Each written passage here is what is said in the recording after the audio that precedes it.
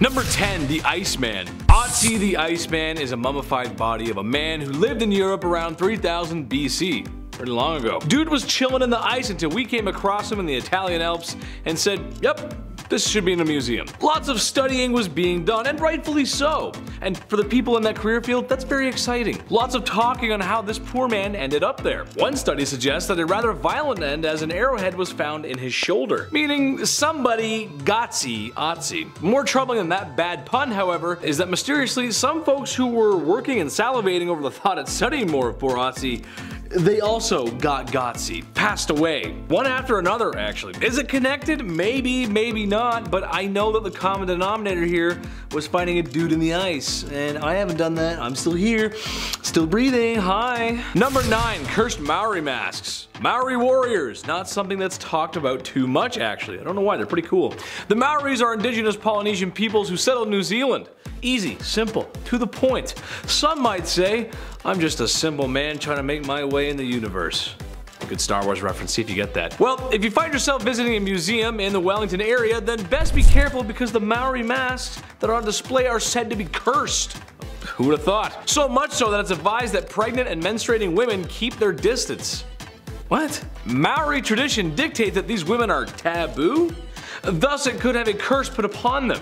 Does it make sense? No. Do I agree with it? No. Is it weird? Yes. Am I going to test this theory? No. If you're pregnant, don't you need a display case, right? You catch something real bad. Number 8. King Tut. We can't just blow by this list without the scariest event of all. The tomb of Tutankhamun was discovered in 1922 in the Valley of the Kings, led by Egyptologist Howard Carter. Tut's tomb was hidden by debris, luckily, therefore it never got looted throughout the centuries. More than 5,000 objects were found, including the infamous King Tut himself. Egypt, now part of the British rule, gave a feeling of national pride back then, strengthening pharaohism and gluing Egypt's ties to this now ancient world. The publicity surrounding the excavation intensified when one of the founders actually died of an infection, giving rise to the infamous cursed tomb. But then a couple of other discoverers just started dropping dead and everyone was like, oh yeah, so that's what cursed means, huh? It says do not open right here, I see that now, gotcha. Number 7.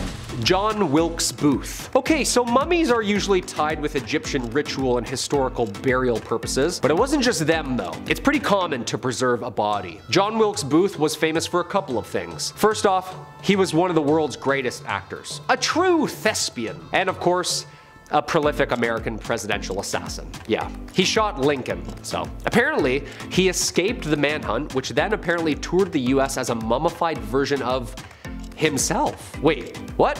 In 1903, a drifter named David E. George locked himself in a hotel, taking his own life by ingesting a lethal amount of arsenic. According to the news report, George made a confession.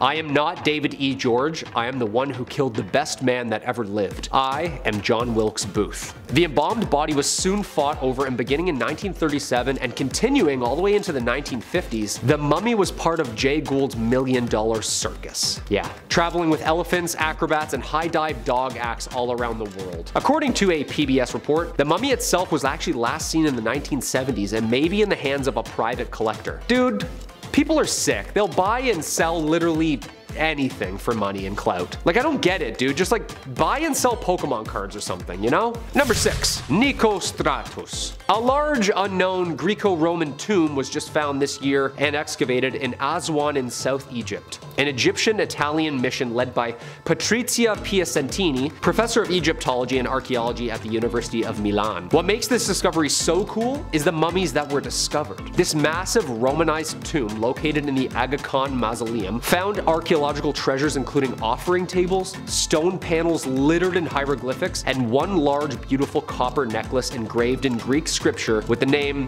Nicostratus on it. The room is overlooked by 4 burial chambers dug deep into the rock where a beautiful terracotta sarcophagus lay. The architecture alone is puzzling, let alone these mysterious high-order young adults that were mummified here. Early studies have indicated so far that the grave includes bodies from more than one family, so the mystery question: who was this Nicostratus? Who was he? And who are these unrelated followers that followed him? Number 5. Tattoos. Okay, so who was the first? We see them everywhere. I don't have any myself, but every which way you look, somebody's tatted head to toe. So who was the first one? Well, A mummy known as the Gobelin Man A pushes evidence back about 1,000 years. The oldest tattoos were once thought to belong to a South American Chinchorro mummy who had a mustache tattooed onto his face. It was initially thought that he was the oldest specimen of ink. Then, an ancient princess was found in Siberia. She holds one of the most well-preserved tattoos ever found on a body. Princess Ukok, a Scythian ruler who sadly died of breast cancer around 3,000 years ago. Her body was inked up so heavily and she was buried next to 6 horses, indicating that she was of high royalty. But in 1991, the oldest mummy ever found still holds the Guinness World Record for the oldest tats. Like, 5,000 years old. Otzi the Iceman reps 61 tattoos over his entire body, mostly lines that researchers think was either medicinal or therapeutic. Several needles were tied together and the skin was pricked stick and poke style with ink made from wood smoke and milk. Mix them together, rub them all over the wounds, and voila, Travis Barker. Number 4.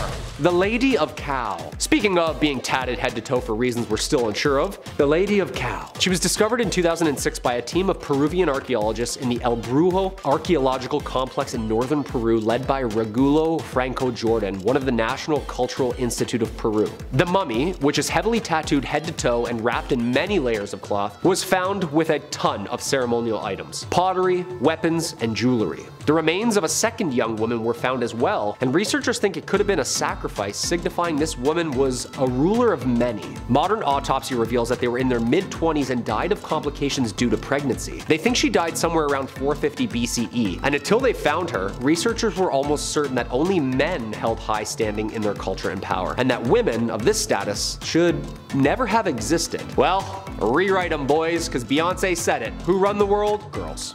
Boom. Right there. Evidence, sacrifice, tattoos. Come on. Number 3. Killer Crocs. In 1899, archaeologists funded by the University of California benefactor Phoebe A. Hearst found hundreds of crocodile mummies on an expedition to northern Egypt. 19 mummified crocodiles are part of the Egyptian collection at the Phoebe A. Hearst Museum of Anthropology at UC Berkeley. These things were a constant threat to ancient Egyptians, and there were a lot of them. Some tomb walls are even decorated head to toe with scenes that show herdsmen performing magical spells to ward off crocodiles before they cross the Nile on wooden boats. It was such a big problem every August when the Nile would flood that there were croc priests who would spend all day mummifying and offering them to the gods. Apparently, the Dutch National Museum of Antiques unwrapped and scanned a 3,000-year-old croc mummy, which were actually 50 little crocodiles positioned in a way to make it look like a giant croc. Like a croc within a croc. And not just them too. The cat-faced goddess Bastet would receive mummified cats while baboons were offered to Thoth, the god of wisdom. Animal mummification was so popular that it became a thriving industry. In one catacomb complex, Egyptologists think there could be as many as 70 million mummified animals crammed into like 30 small rooms. Different times, man, different times. Number 2. Chinchorro mummies. On the sandy dunes of the Atacama Desert, the Chilean port city of Arica, bordering Peru, was home to the Chinchorro people. In July, the United Nations Cultural Organization, UNESCO, added hundreds of well-preserved mummies to its World Heritage List. The Chinchorro mummies. First documented in 1917 by German archaeologist Max Uhl, who had found some of the preserved bodies actually on a beach. Radiocarbon dating eventually showed that the mummies were more than 7,000 years old, more than 2 millennia older than the more widely known Egyptian mummies. The earliest one, the Achaman, dates to 7020 BCE. They discovered their process of 3 stages. The black technique was to take the deceased person's body apart, limb by limb, treating it and then reassembling it all in like a Mr. Potato Head style. Then, the red technique, which made incisions above the shoulders to remove all internal organs and dry the body out. And finally, the mud coat. Basically caking the body in a mixture of clay and gypsum in a last coat seal. Then they'd wrap you up. And using sticks to mold and hold a cast of a person's shape, this process was, well, this. Researchers think that Egyptians were like, oh, that's how you do it. I see what the, okay, perfect. I'm just gonna go over there and do that. And number 1, Saqqara mummies. In 2019, just 20 miles south of Cairo on the Nile's west bank, there lays a field mixed of sand and earth that make up the ancient site of Saqqara. It's the oldest building known to humans. Like old. Older than the 3 pyramids. And with that comes a new archaeological discovery. This year, archaeologists just discovered the largest loot of ancient Egypt ever. Better than Tut's tomb. 150 bronze statues, 250 coffins with mummies in them that date back 3,000 years. Saqqara is Egypt's richest archaeological site. Home to the 4,700-year-old Step Pyramid, Egypt's oldest, the site was used as a burial ground. Geophysical surveys have revealed the remains of numerous temples buried under the sand, in which we have discovered only a quarter of the actual site. Millions of animal mummies like dogs, cats, cobras, and crocs, even 2 lion cubs were found mummified. The work site is 500 yards long, and the archaeologists working there have only carried out the first 100 yards of digging. Yeah, I'm not gonna lie, I can't wait to see like what next year holds. Like, get some more bulldozers going, you know? Saqqara, Göbekli Tepe, Peru? More scans, more scans! So interesting, but also very terrifying. Number 10, the Capuchin Crypt, Rome, Italy. A city with so much history, you can almost taste it in the pasta sauce. Or at least so I'm told. I've never been. I'd love to though. Oh, it'd be great. The Colosseum, the Leaning Tower of Pisa. There's lots to see and from all different eras of history. It's pretty cool. Imagine what still hasn't been found or what's buried underneath Rome. God, I can only imagine what history's there. Only time will tell. Well, today I'm talking about the Capuchin Crypt, which, for you sports fans out there, is a church that's chock full of bones and skulls of real-life human beings. Nice! Today it makes for an interesting tourist attraction, but for me, there's something slightly off-putting about looking at skulls and bones and then going for a light lunch. Let's go for a light lunch after this. Yeah, let's go. Number 9, Russia, World War II. World War II was and still is the greatest human event in history. Stories of horror, loss, brutality, but also tales of heroism, bravery, and camaraderie. The efforts taken on by every nation, every state, every man, and every woman should not go unnoticed. Teamwork was crucial on every level. The United States of America did her part. No one can deny that. However, no one can also deny the toll that the Soviet Union paid as our allies. The Eastern Front saw some of the worst battles of the war and some of the worst of humanity. Sometimes we can be awful. However, when things started to go in the Allies' favor, it was becoming clear that while the Allies were liberating German-occupied nations, the Soviets, well, they were really just replacing them, and in some cases even worse.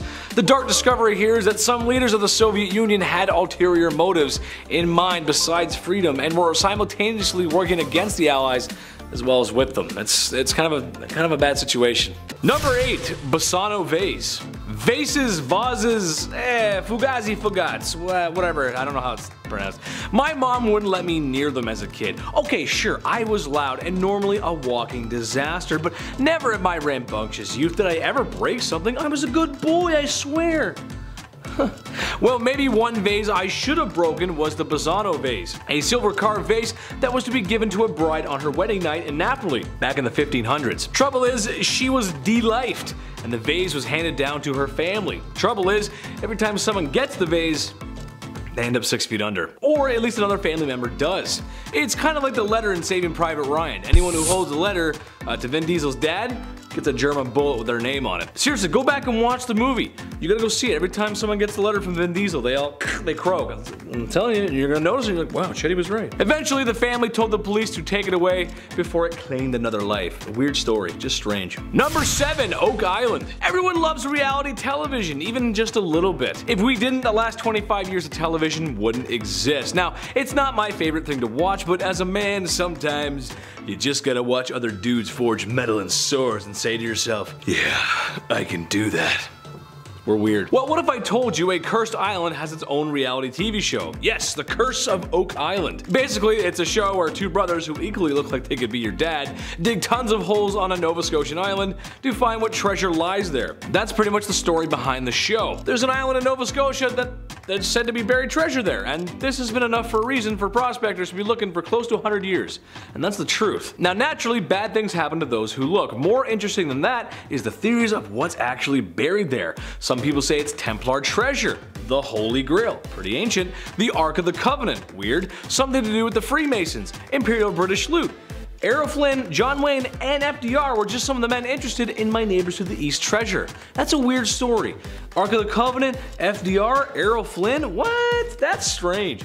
Isn't it whole, pilgrim? Number 6, burial sites. Alright, folks at home, this one you're gonna have to help me out with. Let me know in the comments, but this point is all about Indian Aboriginal burial grounds. Some of you folks in the Midwest, or perhaps in the desert states, have tales of when someone gave you or found an item from a burial ground and disturbed the grounds themselves, and after that happened, some mysterious things started to happen. Now this one is kind of a broad stroke because there's just too many incidents to talk about. There's been theme parks, suburban homes. It just seems nothing is safe after the sacred grounds have been disturbed. So to prevent my home from filling up with blood like that scene in The Shining, I will leave these areas alone. You know, I hear living out in the ocean is great these days. Lots of sunshine, water, all the fish you can eat, and poltergeist incidents are at an all-time low. However, shark attacks are up. You gotta do it with the sharks. I'm just saying. Number 5, Chinese pyramids. Yeah, I know.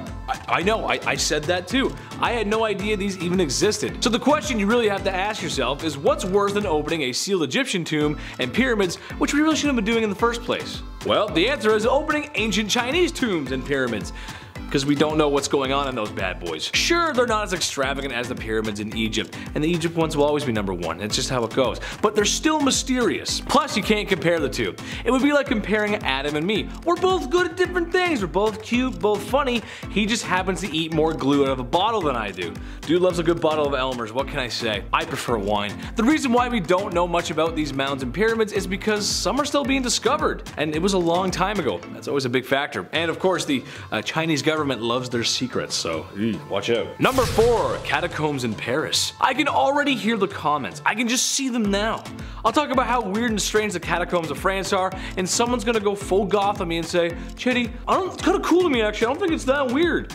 Okay, yeah, it is kinda weird though. Now, it's one thing to disturb a burial ground, but another to visit thousands upon thousands of skulls just for the heck of it. When researching the subject of the Paris catacombs, the first thing that came up was a travel website that described it as maximum fun. The chief called, he said, "Ce n'est pas ça," which means it is not it.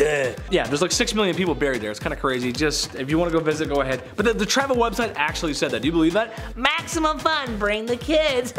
It'll be great. And this is the skull of another skull, and there's another skull. Like, why would you bring the kids to that? I don't know. Take them to an aquarium. Number 3, the Winchester House. Okay, kind of a stretch in this one, I know. But honestly, this bad boy should be boarded up for good. Pour some concrete in there. Just extra thick nails, just for good measure. You never know. The Winchester House is a large property that belonged to the Winchester family of Winchester rifle fame. If you've ever seen a Western movie, video game, or heard your grandpa talk about it, then, well, you know what a Winchester rifle is. It's the rifle that settled the West. I'm sure our American audience needs no introduction. When someone comes along and reinvents the wheel, that person usually gets quite wealthy, as did the Winchester family. However, Mrs. Winchester had some bad luck. Family members perished, and it was thought to be because the family rifle had taken so many lives of its own. It's one thing to have a catacomb filled with skulls, but imagine if you're the reason why it's filling up. Come on, guys. Number 2, Egyptian gold. Besides the dude wrapped up in bandages chilling in a sarcophagus, there were other things left for the king in the afterlife. You might find his doggy or his kitty, jars of pickled pharaoh guts, jars and more vases. Maybe not the one from before, but lots of vases. But the most important thing you can find in there is treasures, gold, jewels, jewelry, valuables, and pretty much really anything of value. Plus, the pyramids kind of act like a car wash for valuables. For example, I could sell you a solid gold necklace, let's say for $1,000. Very nice indeed. And for the men out there, it's been a tough couple years. Let's treat the ladies this Christmas. Get them what they need. Gold necklace, you're welcome, ladies. But what if I told you the necklace I was trying to sell you once lay in the tomb for thousands of years? Oh baby, those prices are gonna get jacked up like my high school jalopy. She was rough. The point I'm getting here is no matter how much you want to ditch the high school car for something new, don't rob the grave of a powerful king. It'll come back to bite us. I just know it. If you open the tomb and there's money in there, close it, walk away. Come watch me instead, walk away from it. Don't do it. And number 1, Ayers Rock. I'm gonna be brief with this one because it's very simple. The point stands. Ayers Rock, Australia, the outback. Gorgeous place. Maybe one day I'll get to do a comedy tour down under. Look out, Aussies, I'm coming. The rock is a natural wonder and connected spiritually to the Aboriginals of the area. So when people are told not to take anything from the limestone natural site, even something as little as a rock, people still do it. And when they do it, they experience a lot of bad luck and they're forced to return it. So what's the lesson? Don't take anything. Don't do it. Not you're thinking about it. Don't do it. I'm telling you, don't do it.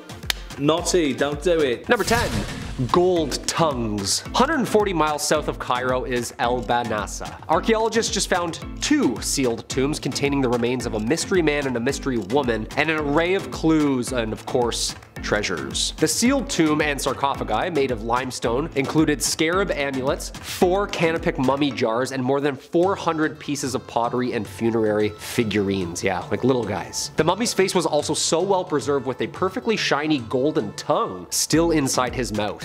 Ooh, ouch. They just like dip that in, or they cut that off and kind of replace it. How's that work? Guy's gonna have a hard time with his L's. The team stumbled upon 3 golden tongues actually, and archaeologists working in the Alexandria also discovered gold tongue mummies dating to about 2,000 years ago. Talk about an expensive sentence, huh? Number 9, ginger. As always, if you like what we do here on BumbleBee, throw us a like button, why don't you? Or comment down below. Which one of these creep you out the most? The golden tongues? Dude, it's already got me. The Ghiblian pre-dynastic mummies are 6 naturally mummified bodies dating to approximately 3400 BCE, or from the late pre-dynastic period of ancient Egypt. Since 1901, the first body excavated has remained on display in the British Museum. The body, of course, was originally nicknamed Ginger due to its very well-preserved, healthy, shiny red hair. This nickname is no longer officially used, of course, because these are people we're talking about here. After the Human Tissue Act of 2004, the British Museum developed policies for proper treatment of human remains, and no longer used nicknames.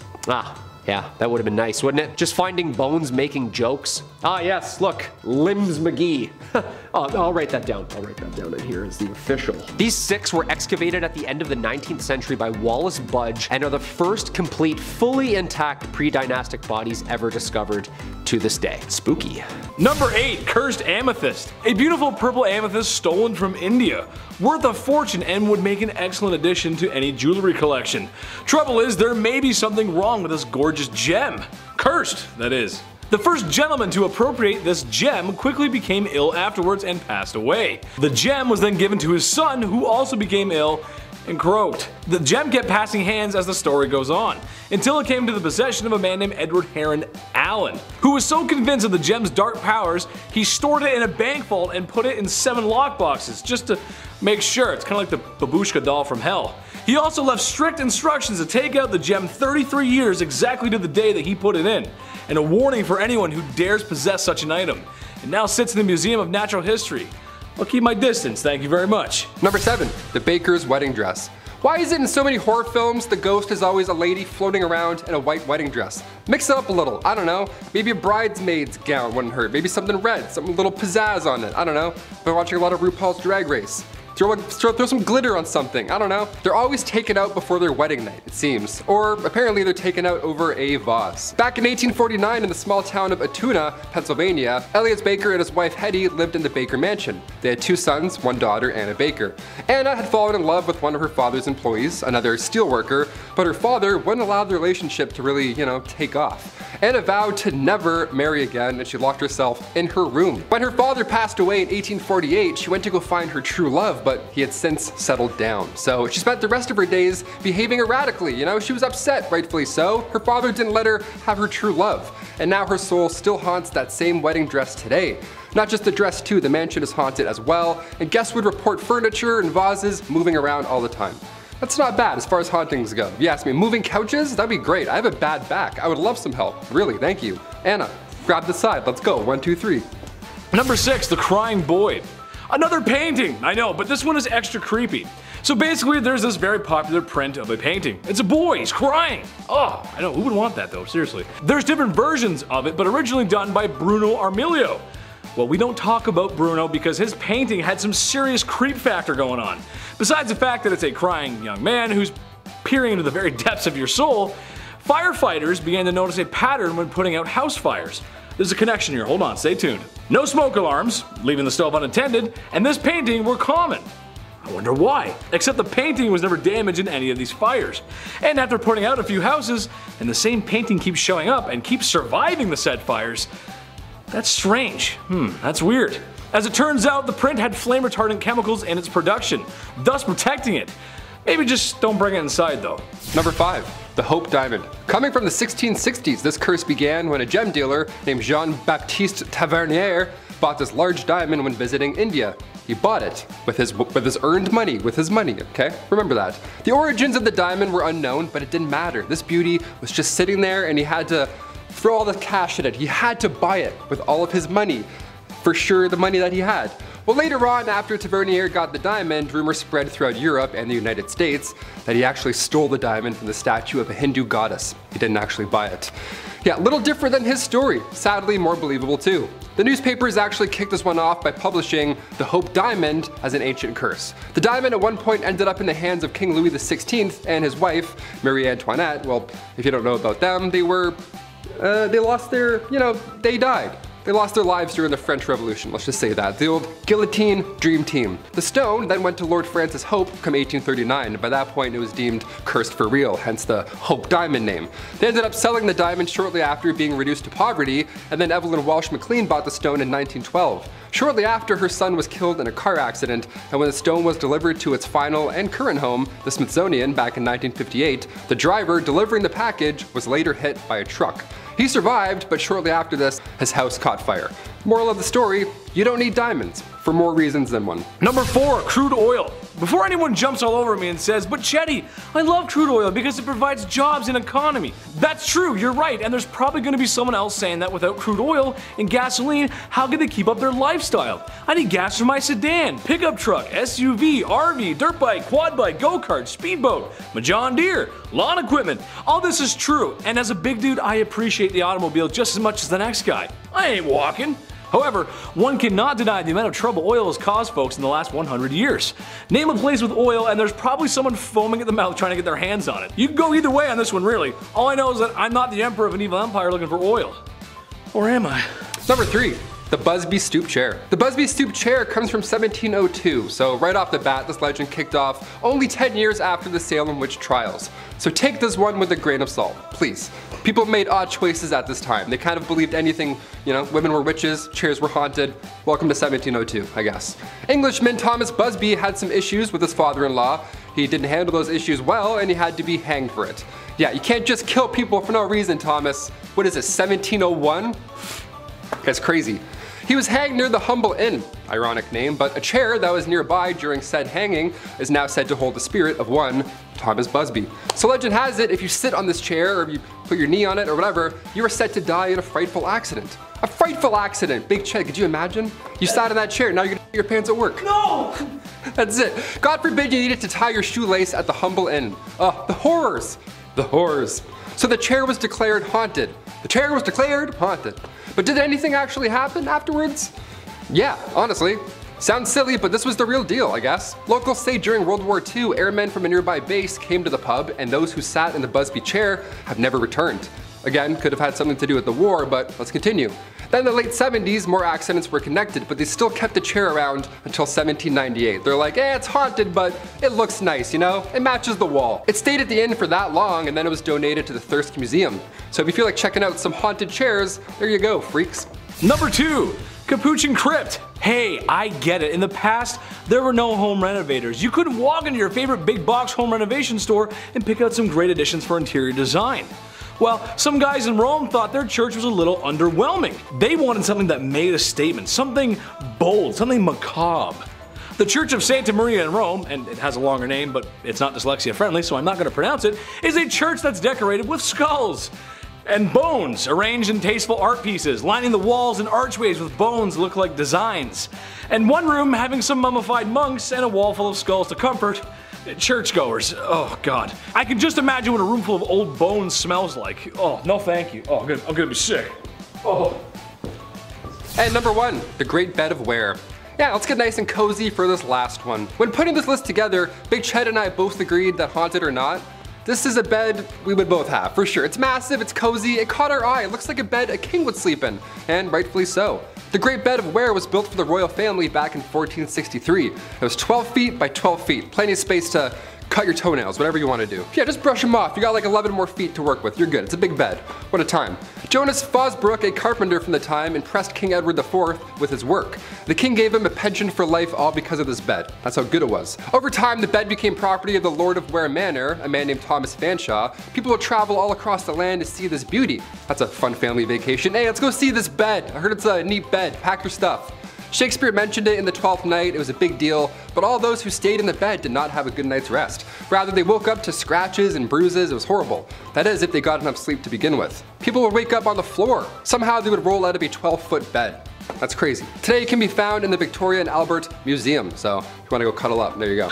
Number 10, the Anguished Man. I don't care who you are, but every family out there has one artifact or one heirloom in their house that just doesn't sit well with you. Please comment below and let us know. I'm actually very curious to see what it is. For me, it was a dancing Halloween skull with moss and black roses coming out of its eyes, playing the classic funeral song. I don't know what you call it, but you know what I'm talking about.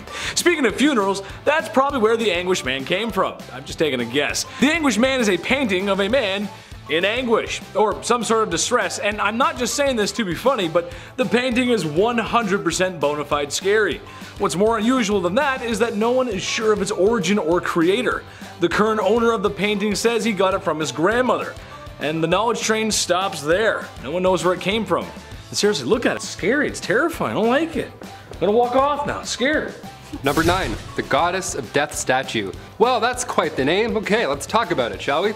For starters, it doesn't look like anything menacing, which makes the tale that much more convincing, if anything. It looks like one of those Crazy Bones. Remember Crazy Bones from the late 90s? So good. I had all of them. Put them in my mouth all the time, weirdly. It's like the sucked on some Crazy Bones. This cursed ancient statue from 3500 BC was unearthed at Lempa, Cyprus back in 1878. The limestone was dated quite a while back, and the statue, as far as origins go, is a complete mystery. But many historians believe that it was once a fertility statue, or it represented a goddess whose name has now been lost in time. The statue has gone through numerous families, with tragedy following closely behind. Hence the, curse aspect of this list. Lord Elephant had the statue for around 6 years, and during that time, all 7 of his family members bit the bullet. Second owner, Ivor Minucci, same thing, entire family just wiped out, this time only within 4 years.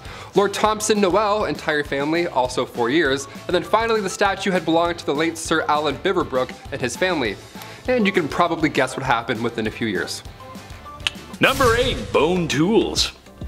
Human beings, the Homo sapien, bipedal ape-like creatures that require antiperspirant after a few hours of brisk walking. I know I do. A towel too. We've been around for thousands of years. While the study of ancient Rome and Greece is very exciting, and I'm always interested to find out more, the study of cavemen and early humans is also very exciting. We're weird creatures. Like when we find tools used by our ancestors, stone tools that are made with a surprising amount of precision, seriously. I don't know if I could do that. However, we also find bone tools, which, it makes sense. We hunted a lot of animals back then, so it was important to use, all the parts of the animal. It makes perfect sense. However, some tools that have been found were not animal bones, but human bones. Yes, that's right. We were using tools made out of each other. That's not horrifying, I don't know what is. Number 7, the Black Sarcophagus. In July of 2018 in the ancient and wonderful city of Alexandria, a black sarcophagus was uncovered.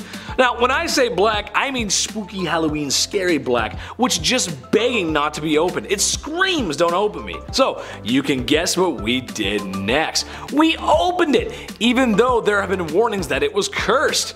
What was inside was even more surprising. Once the 30-ton granite coffin was opened, there was 3 bodies inside marinating in a red-brown liquid. Ooh, gross. There was so much speculation about the coffin that a petition was started because some people wanted to drink the mystery liquid. Why? Don't, guys? No. Besides the necropolytic juice found inside, there was 2 men and a woman, which asked a lot of questions actually. It's kind of weird. At first I thought it was to be soldiers, but now we're not too sure. Number 6, body snatch. Imagine it's Victorian times, you just lost your spouse. Oh, tragedy. Sorry to hear that. Thoughts and prayers, brother. You've scrounged up the dollars to make a proper burial. Every so often you visit your loved one in their honor. It just makes sense, it's what you do. But however, one week you come back and see the grave has been disturbed. Uh-oh. You look in and see there's no body. You're heartbroken. That's awful. Who would do such a thing? Weeks later, you find yourself at a doctor's office where the doctor tells you he's learned so much since his cousin dug up a cadaver in the same plot as the land as your loved one. Ooh, yes, that's right folks. Body snatching, stuff like this actually happened. Respectfully, of course, in Victorian London, where people made a good living to dig up corpses and deliver them to doctors for medical research. Medical research. Number 5. E.T. One day in 1983, the video game market crashed. Horrible. That would be awful for me. The home console market was oversaturated with companies trying to cut themselves a slice of the home console pie. Too many consoles, too many games, and a lot of which were just straight trash. Just garbage, dude. It's dog water, dude. There was no rating system or guidelines, so when you spent the price on a game, well, you really felt it. You just had to pray it was really good. The final straw was Atari, the great gaming company they are, making a movie tie-in game for the hit E.T. That's right, remember that movie? It's kinda weird. Verdict, it was also trash, and stood atop the mountain of filth that was the console market at the time, which caused an avalanche and eventually the crash of the video game market. Atari, feeling very silly after printing millions more cartridges than consoles, was left with a very large issue, and was going to need an extraterrestrial solution. The rumor for years was that they loaded up dump trucks worth of games that would never sell, mainly ET carts, and dumped them out into the New Mexico desert. It was thought to all be an urban myth. Spooky story to tell by the fire, why don't you? Well, in 2014, the carts were found. 700,000 copies worth. With inflation, this is millions of dollars, but at the same time, useless. Number 4. Constellations. Space is amazing, and even though we are a minuscule part of that compared to the rest of the expansive universe, it is interesting to be a part of a large cosmic story. I think it is. We've been studying the skies for a long time, and we've come to understand that stars, well, they're really far away. It gets dark when you think that given enough time, the constellations we know now, because the universe is expanding, won't be here, which is so weird to think about. Or rather, what stars used to be, or used to light up the sky before the sky we know today. Given the science of optics, light, and physics, some stars we see right now may have already gone out, or fizzled out if you will, or deceased. Just seeing the light before it disappears finally from our eyes. That is so weird. That's crazy. You can see it one day, just gone. But it's been gone for a lot longer than you'd think. Oh, that's so crazy to think about. Number 3. Vampire burials. If there's one thing I've learned during my time as an internet comedian, it's that history is messed up and people are crazy, especially from the past. Whoa! When it comes to burials, for the most part, humans have had respect for the deceased. Maybe except for some greedy people in Victorian London like I previously mentioned. However, all over Europe there have been discoveries of bodies found in peculiar situations. Some of these bodies were found with boulders on top of them, decapitated stones, or wood stakes prying their mouths open. That's so weird. Why such brutality even after they've passed, as most of these things were discovered to be done post-mortem? That's really strange. Well, that's because these folks have been thought to be vampires. Yes, vampires. The very same with pointy teeth and blood-drinking tendencies. It's amazing how far superstition can go. That's really weird. Number 2. Black holes. Speaking of black holes, no, I'm just kidding. A black hole is a region of space-time where gravity is so strong that nothing, no particles or even electromagnetic radiation such as light, can escape from it. That's about as sciencey as I'm ever going to get on this channel, but the point is there really isn't anything darker than a black hole. Literally, like that's it, full stop. Naturally, as humans, the first thing we want to do is jump inside and see what happens. However, while no one is exactly sure, there's a good chance your molecular structure will be decombobulated and not put back together again. Ooh. Number 1, I think this is one of the darkest stories in history, I gotta be honest. The Radium Girls. In a nutshell, the Radium Girls were women working factories making glow-in-the-dark watches for the military. The catch? Well, the paint these ladies were using for the watches was radium based. Radium is radioactive and toxic. Small exposure here or there, sure, okay, no problem, you're fine. However, these women were told to keep the fine tip of their brushes by crimping it with their lips. Day after day, direct contact and ingestion of radium was not a nice discovery. Multiple ladies got sick, passed away, and in one case, which is the most heinous thing ever, one woman, her jaw fell off from radiation sickness. That's awful. Jesus. Oh, that's bad. Number 10. Roman sea curses. Okay, the 1st century, a great place to begin with most things that are horrible and new to humans. Romans did things a little differently. We can't figure out yet how they engineered aqueducts or how that many people watch Colosseum battles. Yeah, I can't watch an armbar during UFC, let alone bring my family to the Colosseum. Be like, that's a lion. That's a guy getting eaten by the lion. Yeah, it's him. Ancient Roman naturalist Pliny the Elder, he wrote a book on natural history, and in said book, this go-to, might I add, on ancient history, the Elder wrote about half-human, half-fish creatures that he called nereids. That sounds like mermaids, Avatar, I don't even know, Atlanteans. He even added to his first observation detailing that the human parts of said body were covered in rough scales. Human in appearance, but still fishy nonetheless. Awesome. Guess we have those to look forward to. The Elder also recalls a seaman who would climb ships at night and then sink them. Kind of like Aquaman, only he wouldn't help people. He would actually put them in life-threatening situations. But still cool, he probably looked like a badass climbing that ship, you know? Number 9, sirens, aka mermaids. Here we go, figured I'd talk about these ones as well. The mythology surrounding sirens, it's interesting, but I don't know how I feel about it yet. We have to talk about it in the comments. I don't think we have Atlanteans flirting with sailors per se, but I do believe there's some sort of creature that's hybrid human fish, you know what I mean? On his first trip overseas in 1493, Christopher Columbus claims to have seen not one, but 3 sirens. Yeah, he even wrote about it. He said they rose well out of the sea, but they are not so beautiful as they are said to be.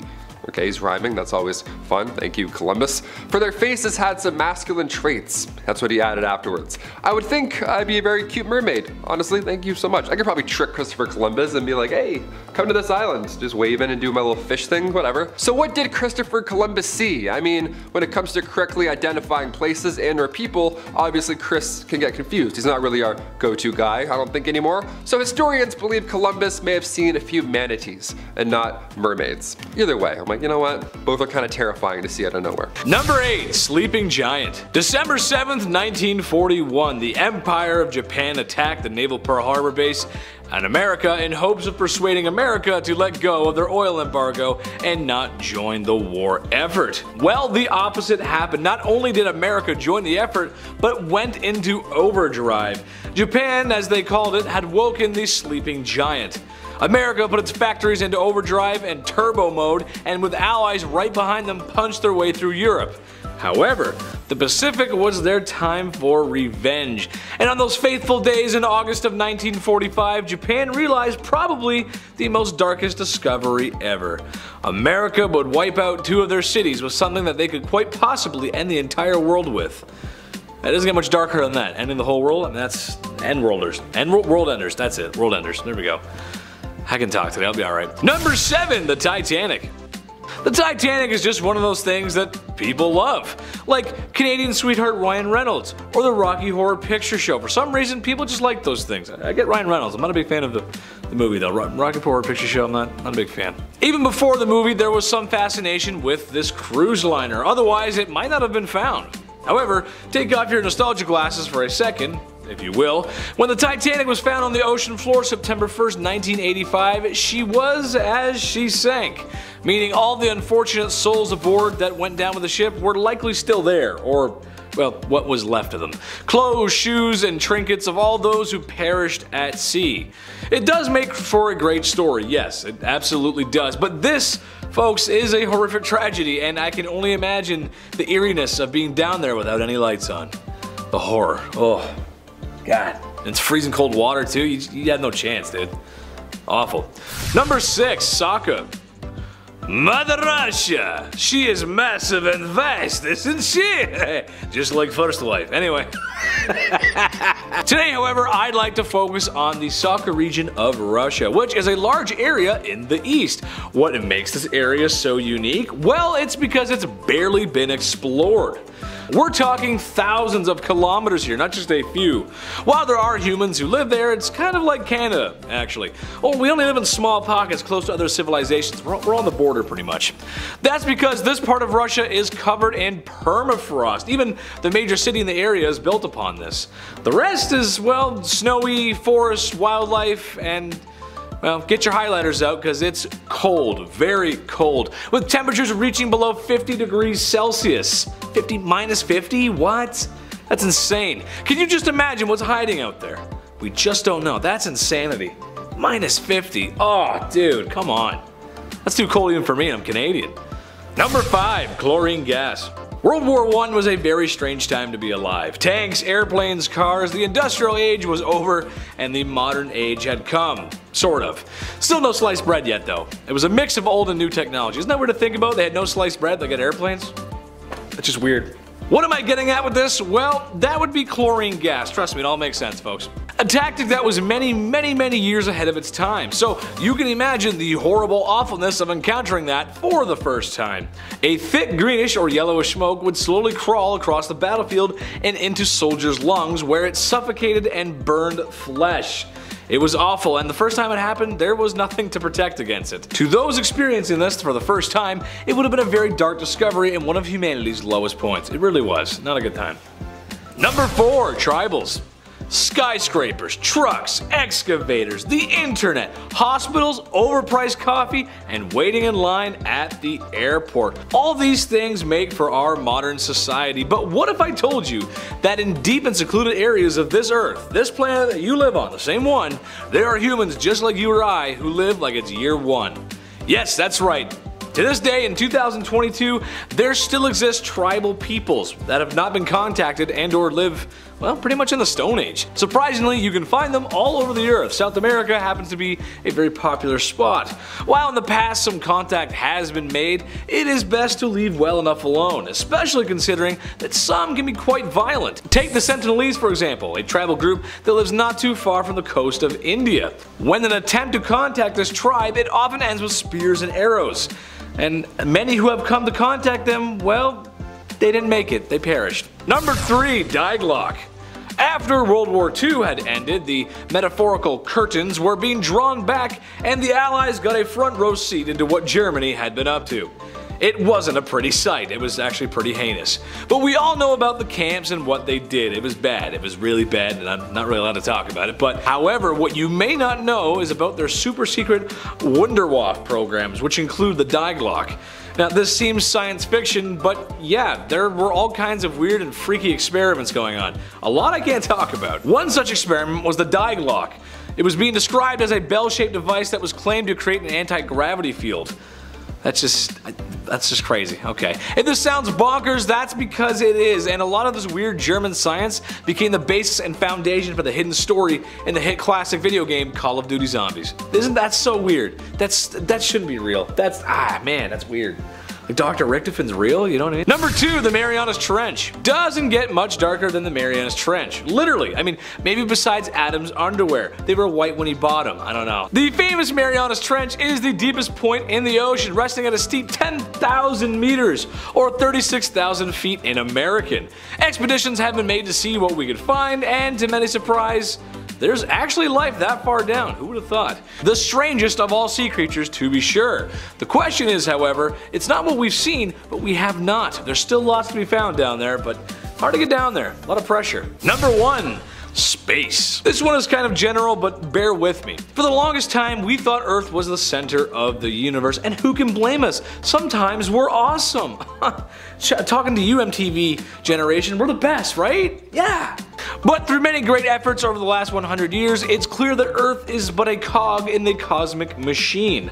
While we don't know much about what's out there, we do know enough. We know that we are a planet, a part of a solar system, like the millions of others that make up this galaxy and the millions of galaxies that are out there. We are so tiny in a massive universe, and while the debate for other life forms is valid, it's quite possible we could be all alone. It could be just us in an infinite universe. That's scary. That's a dark discovery. Can you imagine how many millions and billions of kilometers away things are, and we're the only people? Yo, that's crazy. Oh. Number 10, the plague. Life was okay back in the Middle Ages. The sun was shining, there was a castle that overlooked the serfs as they worked day and night to provide for the community. Children frolicked in the meadows, and the smell of fresh baked bread fills the air as both the flour mill and the ladies kneading dough are hard at work. Sounds too good to be true. New faces from other lands have brought trinkets and trade, and that's awesome, but they have also brought something else. something that's not visible to the naked eye. Shortly after, people in the village become violently ill. The smell of bread has been replaced by burning bodies. This, ladies and gentlemen, was the discovery of the plague. The bubonic plague took the world by storm. Millions perished in a horrible and disgusting sickness. It almost got all of us too. Seriously, the percentage is actually kind of crazy. And because of roaming traders like from the Silk Road, meeting east and west, a lack of medical knowledge and hygiene, well, it spread like wildfire. Number 9. Poisonous berries. This might sound ridiculous, but at some point, someone had to test out this stuff or, well, find out by accident. Early humans relied on hunting, scavenging, and harvesting before we had mastered agriculture. Hunting is difficult, especially if you're burning more calories than it's worth. Man, hunting those big animals, I don't know. Foraging is a great alternative, but once the supply runs out, well, it's time to move, and that's pretty much what we did. However, the biggest issue is knowing what's good to eat, not what's the tastiest, but what's safe to eat. I mean, take blueberries and nightshade for example. Blueberries are a delicious summer treat that also make for a great pie. And, well, you can probably find lots of them. Nightshade looks identical to blueberries, except they contain dangerous amounts of alkaloids and other compounds that even if a small handful are eaten, it could prove to be fatal. And they look exactly alike and can be found in droves. So be careful, folks. If it grows on a wood, it's good. If it grows in a tree, just pee, don't eat it. That's a rhyme that I made just now on the top of my head. There you go. That's, I don't know. Number 8. The Kraken. For ages now, sailors from Norway and Greenland have shared tales of this giant sea monster, and you've probably heard about it as well. Or if you've seen the hit franchise Pirates of the Caribbean, you've probably seen it in IMAX. Tentacles big enough to pluck you out of your boat. This thing is terrifying, right? We all know about the Kraken. In 1857, Danish naturalist Jepeda Steenstrup found a large squid beak, and soon after was sent parts of another specimen from the Bahamas. Okay, so something was out there. He concludes that the Kraken is real and that this was proof, and that these parts were maybe part of a species of giant squid called Architeuthis dux, which translates to ruling squid in Latin. Very little is known about giant ruling squid, of course because they're so hard to track, but we did get a photo of one in 2005 and a video of another in 2013. Number 7. Yellow Brick Road. Deep sea divers may have found the road to Atlantis. Or Oz, one of the two. Back in May 2022, this bizarre path was spotted in the Pacific after an exploration vessel, Nautilus, caught the rocky formation near Hawaii. Just a nice place of unknown everything in that ocean. Awesome, we love exploring.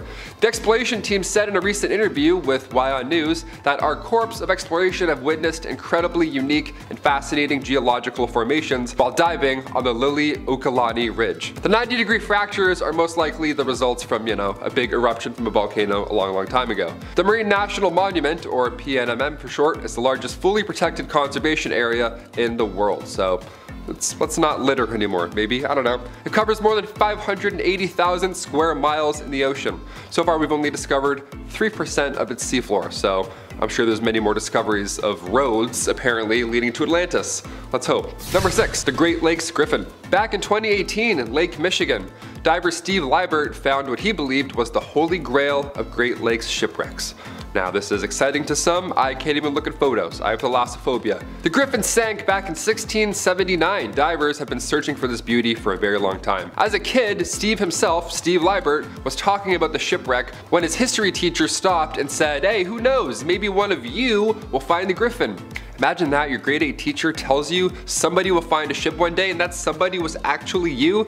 Yeah, at 76 years old, Steve discovered the wreck. It was 2018, but his research began 40 years ago. Liebert began diving back in 1981 after an amazing teacher got him motivated. It took a long time to track down, of course, but I think it was worth it, we can all agree. If you're in any Great Lakes, keep your eyes open for, 50-foot long ships from the 1600s. They're always lurking below. That's why I can't swim. Like, I put goggles on, look down, and see the top of a ship. I would throw up. I would literally, that's it. Maybe because I'm like afraid of heights, and for some reason when I'm in like the ocean or like a lake, I feel like I'm up high. Maybe that's what it is. Number 5, toxic waste. Okay, we mentioned a yellow brick road. It's always fun, it's a fun time, a creepy looking discovery, but certainly not harmful like this next one here. Yeah, for the back 9, we're gonna crank it up a bit. Sometimes we find literal barrels of waste. This dump site here was discovered off the coast of LA. It's 3,000 feet deep, and these ROVs, these deep ROVs, found around 27,000 barrels of waste. Looks like the climax of a Breaking Bad finale. It's just, what is going on down here? What happened? Who put these here? The 2021 discovery was deemed staggering. Yeah, that's one of many words I can say on YouTube, for sure. You can literally see in these photos like this aura of toxic waste, like just a plume of evil coming from these barrels. That's brutal. Recycle, please. Number 4, the frilled shark. Also alarming, just in its own natural, terrifying way. Back in 2004, marine biologists discovered a dinosaur. Yeah, they discovered the frilled shark. It was lurking around 870 meters below the surface. Now this one looks like an eel, almost. It's so scary, I don't know. Frilled sharks can grow up to 7 feet long, and they fight like Daredevil. They can hunt in complete darkness. They don't have to look, they just use their senses, and they don't use sunlight. I almost got lost there while I was doing that bit, but if I was a frilled shark, I'd be dead on still, I'd be fine. They don't need to see anything, so remember that next time you're skinny dipping. Unless you can hold your breath for a long time, you won't actually run into the frilled shark, so don't worry about that. They're only found a mile below the surface, and again, they're rare as hell. Have you ever dealt one of these? Are you a diver? Have you seen a shark? Comment down below some of your diving nightmares, just so I can read them. And then go, oh, I'm never going in the ocean ever again. That's what I like doing. I like going, ooh, I'm never doing that ever again. That's what Reddit's for. Number 3. The deepest shipwreck. The USS Johnston was a US Navy destroyer which sank during the Battle of Samar back in 1944. It was after a battle with a large fleet of Japanese warships and went down. Now Victor Vescovo, who is one of the few people who has made the dive into the Marianas Trench, that's why his name sounds familiar, he was one of the people who first stumbled upon the remains of this sunken warship. The ship's remains were first found in 2019 and was known as the deepest known shipwreck, as it was found 6,456 meters deep in the Philippine Sea in the Pacific Ocean. I lost track of what I was saying. It's so deep, I can't even imagine. That's like a mountain, you know what I'm saying? We have a new record holder, believe it or not. Yeah, the world's deepest shipwreck was discovered 4 miles underwater in the Philippines. Yep, this is now the world's deepest shipwreck that was ever discovered. This is terrifying. I want to move on right now. I'm gonna throw up. Number 2, loud ocean heat. This is just naturally and so scary. Here we go.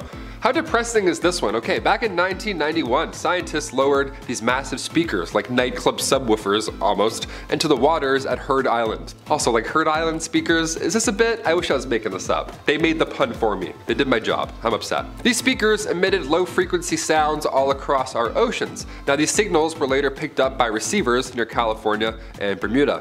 And these signals contain information on the temperature of our oceans. Our oceans absorb more than 90% of energy left from global warming. Doesn't help when we lower 27,000 barrels of into it. So let's just maybe stop that for a bit. There were a few scientists who at the time were also concerned about how these low frequency sounds may be affecting our ocean life.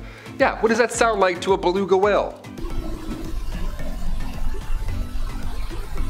And finally, number 1, the Vasa shipwreck.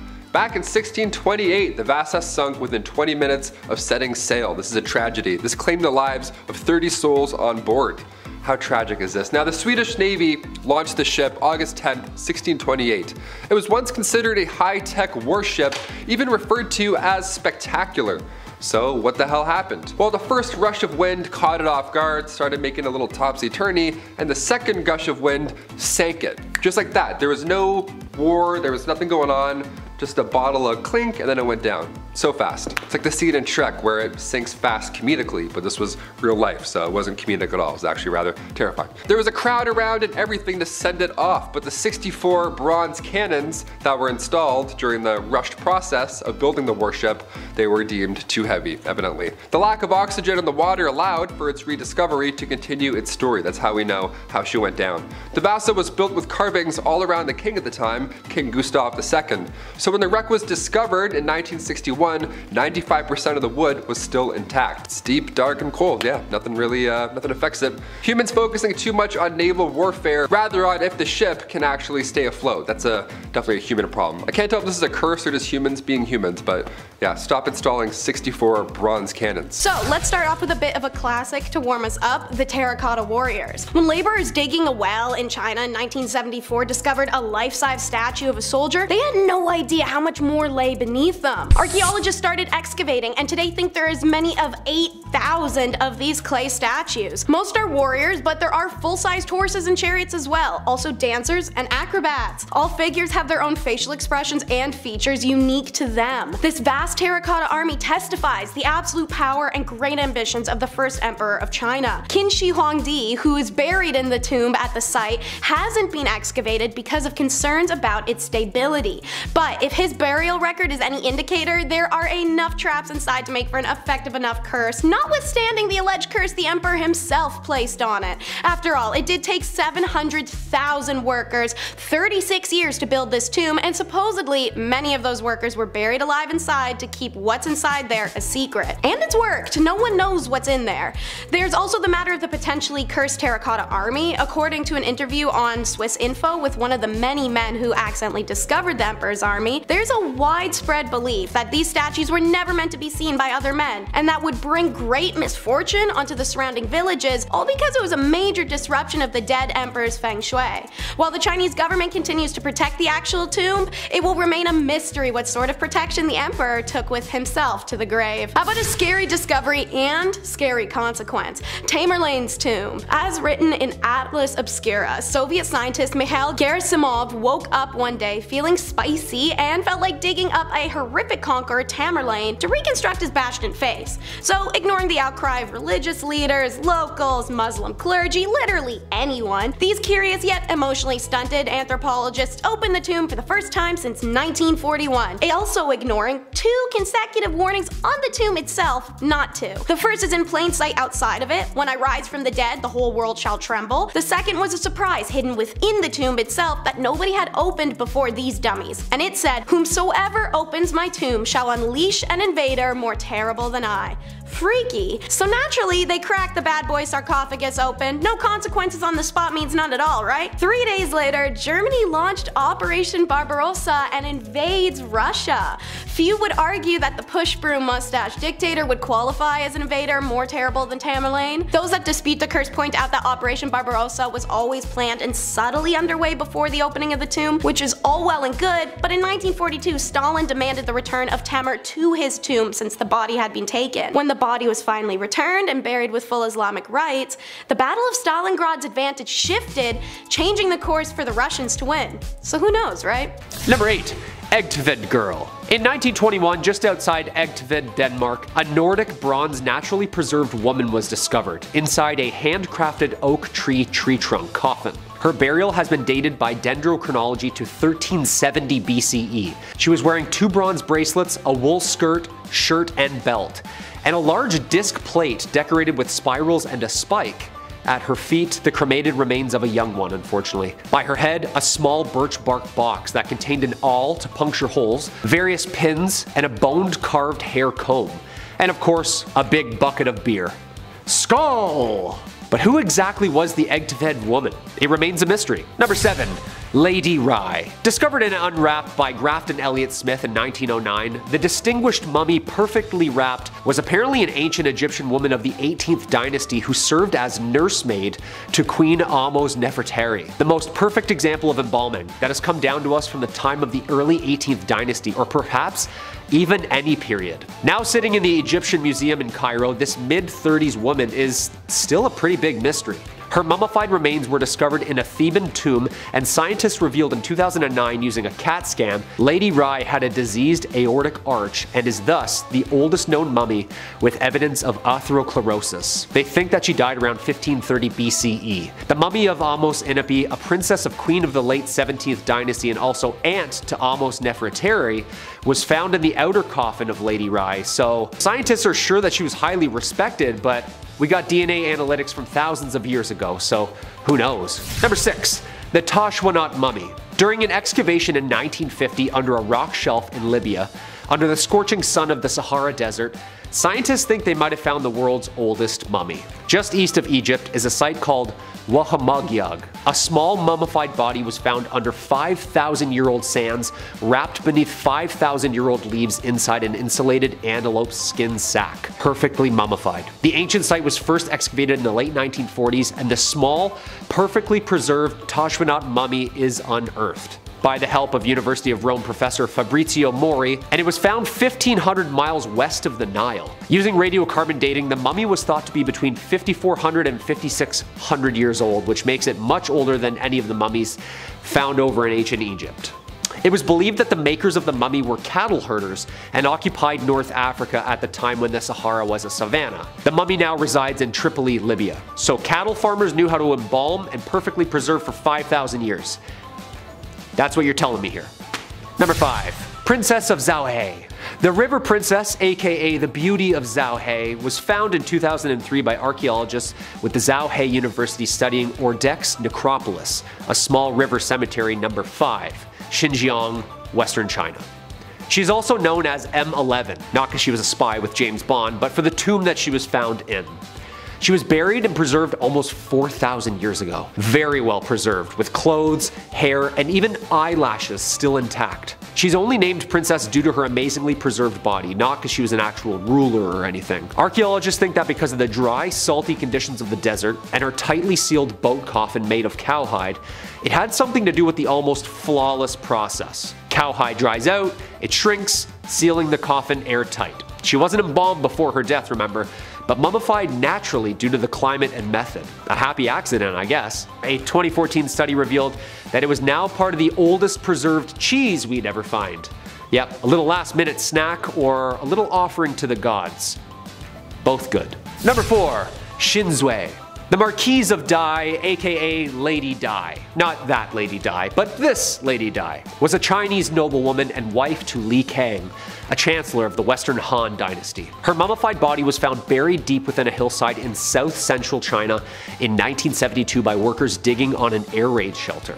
The room is absolutely filled to the brim with objects that defined her life. Exquisite jewelry, dresses, slippers, beauty products, and even containers of her favorite food.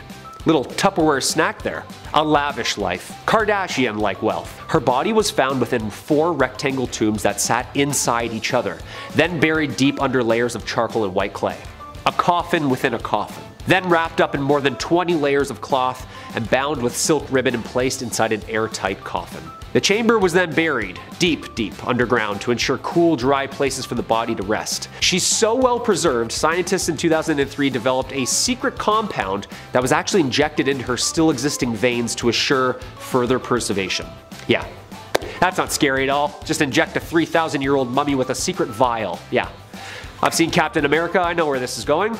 Number 3. Talund Man. The Talund Man is a naturally mummified corpse which at first people thought was just a deceased old man, slowly decaying days after his demise. A man from the Scandinavia pre-Roman Iron Age actually. 5th century BCE we're talking. Long time ago.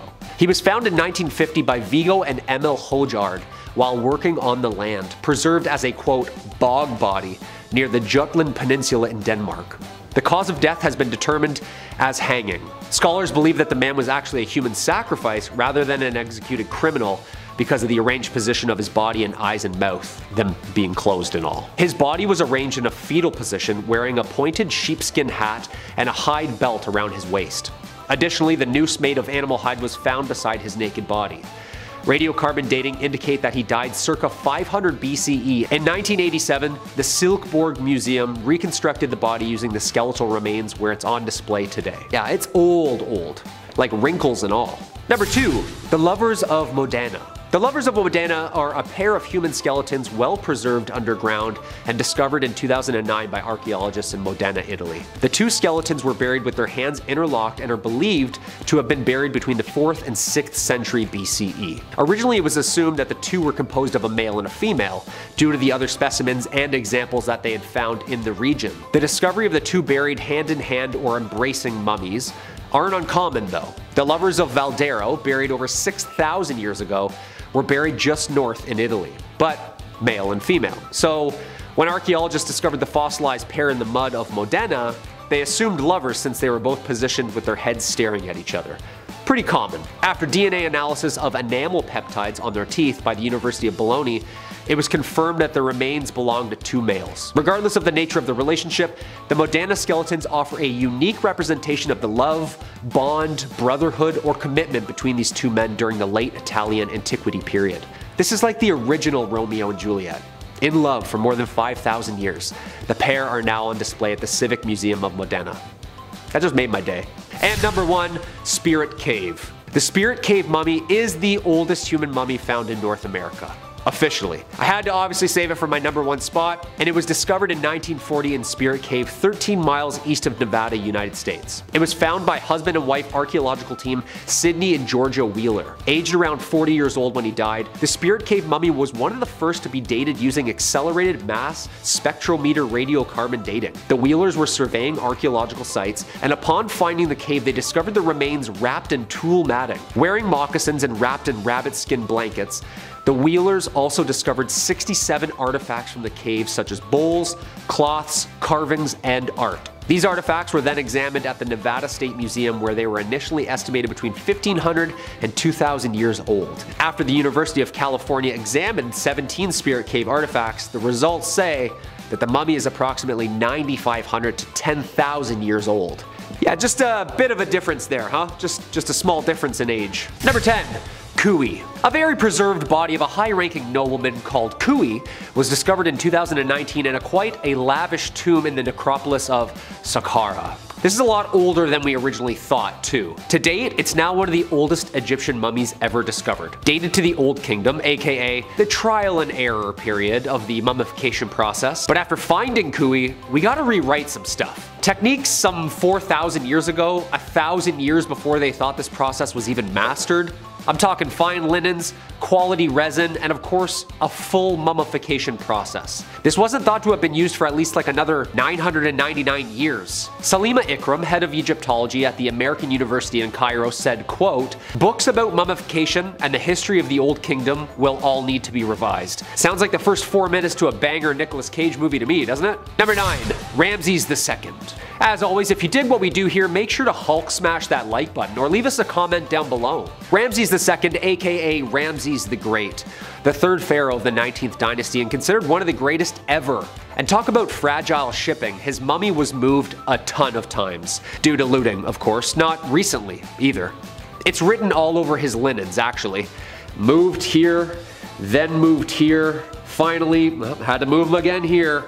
Originally buried in the Valley of the Kings, but was then moved by priests to the tomb of Queen Inipi. Then moved again 3 days later to another tomb. People wanted him, or wanted what was on him. In 2019, Egyptologists unearthed a ka related to Ramses II. A ka is basically a carved statue that would allow the soul to have a place or vehicle on Earth to just sit and chill in. It's only the second ka ever found. This discovery is considered one of the rarest archaeological discoveries ever from Egyptologists. Yeah, write that down. Important stuff. Number 8. More meteorites. For this one, we'll switch it up. This time, scientists found ice in meteorite. Nice, it's always a good time. James Webb is about to hopefully show us how much water is in space, and I personally am not ready for it. Back in 1990, after the 094 meteorite was discovered in the Algerian mountains, the rock was dated back to 4.6 billion years ago. So scientists studied the meteorite with synchrotron radiation-based X-ray nanotomography, leading scientists to find evidence of tiny pores. Pores believed to have been fossilized ice crystals. That's fun. That's, again, space aliens with water. Who knows? Hopefully.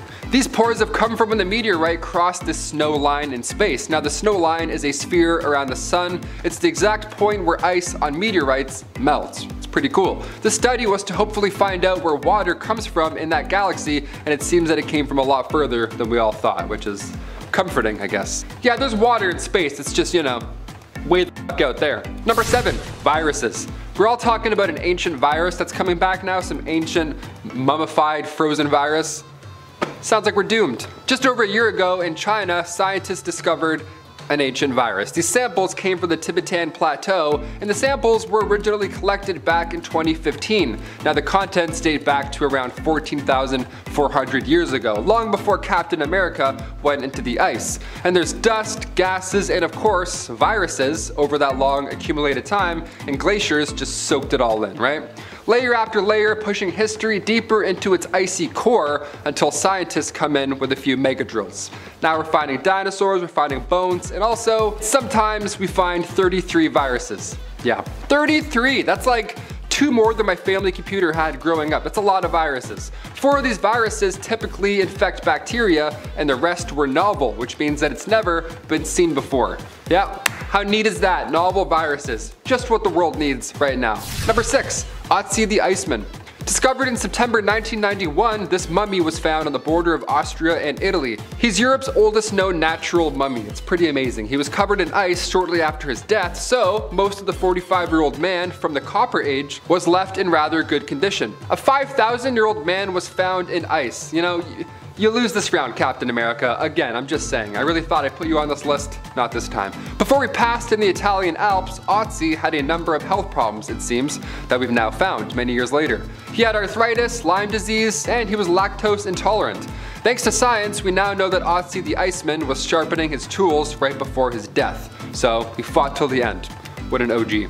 Number 5, underneath Thwaites Glacier. We've seen some fascinating stuff here on B. You know, I do my best, specifically underwater footage. I know that gives us all the creeps. We love exploring the deeps for some reason, and this next one I couldn't believe, honestly. You're about to see footage from the bottom of an Antarctic glacier, so buckle up. This glacier is the size of Florida, so if it collapses at any point in our time, our sea levels could rise 10 feet. And in 2019, researchers drilled 2,300 feet through the middle of Thwaites Glacier. Then they dropped a robot with a camera right down, and they saw this.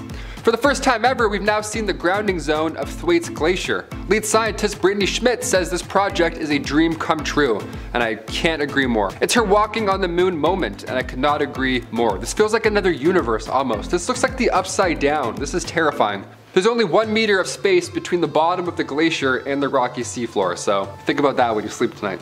Number 4, message in a bottle. Back in 1959, a geologist named Paul Walker, no, not that one, not even close, he decided to bury a message in a bottle, and he wanted to make a lasting statement about climate change, so he put this frozen message underneath rocks near a glacier in 1959, and then cut to 2013, well, what do we find again? We find Paul Walker's message in a bottle.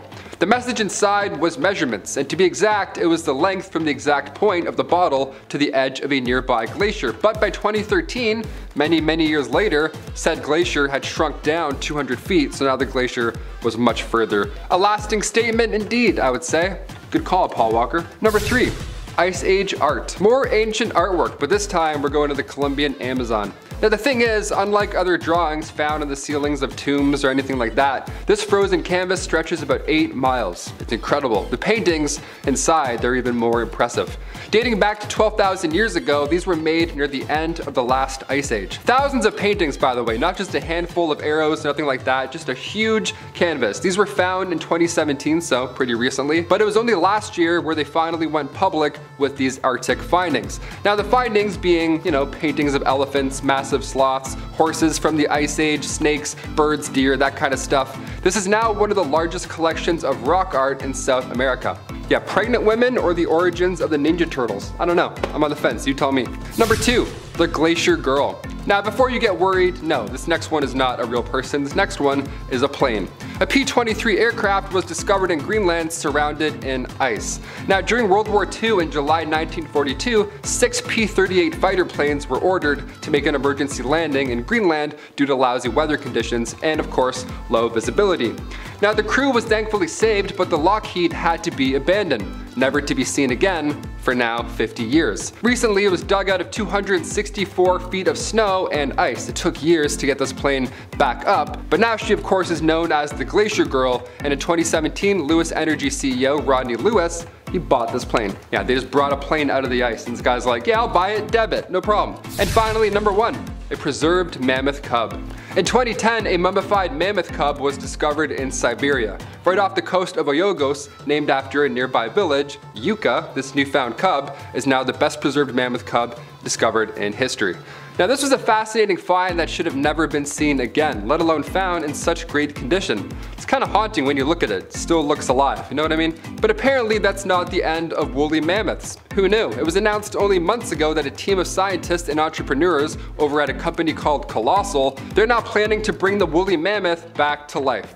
For reasons, you know, for science reasons. The last mammoth to walk the planet alive was around 10,500 years ago, but what if they were alive today?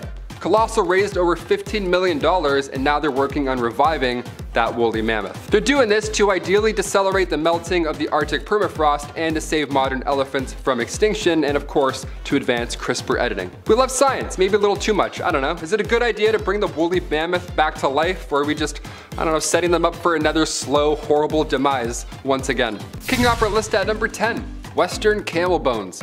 Scientific name being Camelops hesternus, meaning yesterday's camel in Latin. There's a fun fact. Now these bones first appeared in 2008 when gold miners were working in Hunter Creek. It was only 60 miles away from the Alaskan border, when all of a sudden they stumbled across these massive bones, ancient bones.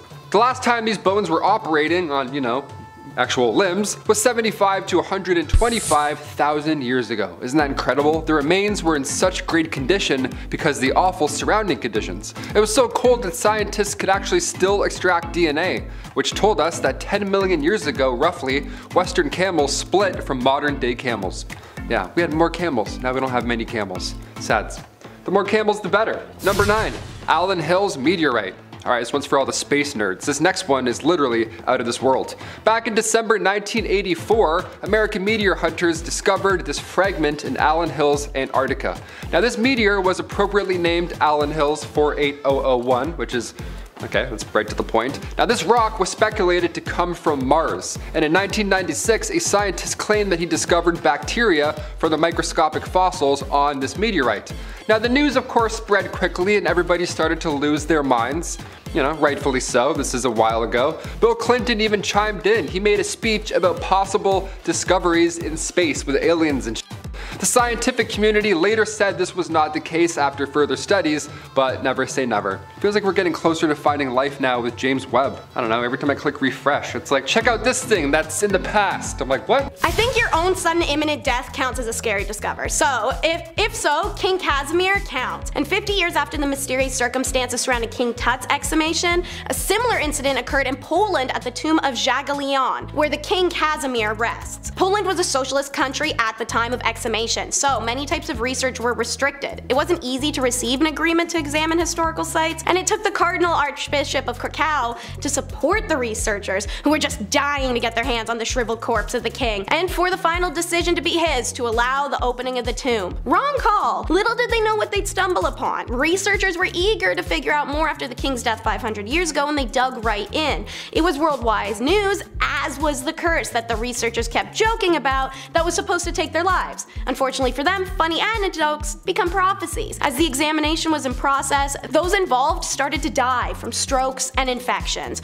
Within the first few days, 4 are dead. Within years, around 15 are dead. Yeah, turns out they discovered deadly mold, the same as in Tut's tomb. As many historians have quietly mumbled about, there's always the possibility that maybe, just maybe, that mold wasn't something that grew over time, but was placed by a clever mixologist. Call Guinness World Records because this tomb has the most curses per square foot dead body paradise. Saqqara is genuinely called the ancient city of the dead, and you may have heard of it since it's right up there with King Tut for Egyptian burial site hotspots to visit. Its origin traces all the way back to the First Dynasty, where it hosted burials for more than 3,000 years before seeing its last ceremony and resting sealed for centuries. And with how Egyptian family goes, 3,000 years of royal burials can accumulate quite the cast of characters, many of whom would want to protect themselves and their riches in the afterlife. Essentially, when archaeologists got down there, they had to send the most cynical, non-spiritual MFs they had. There is so much buried there that they turned up over 160 different sarcophagi and countless precious artifacts. Not complete without a few curses inscribed, of course, to prevent grave robbers or genuinely F up anyone who enters the chamber. Akhmahor's sarcophagus essentially warns that whatever's done to against his tomb, the same shall be done onto your property. It also warns that any impure trespassers will be filled with the fear of seeing ghosts. Seriously, immerse yourself in excavating here though, surrounded by 160 mummies deep in the earth, curses and condemnations? Nah.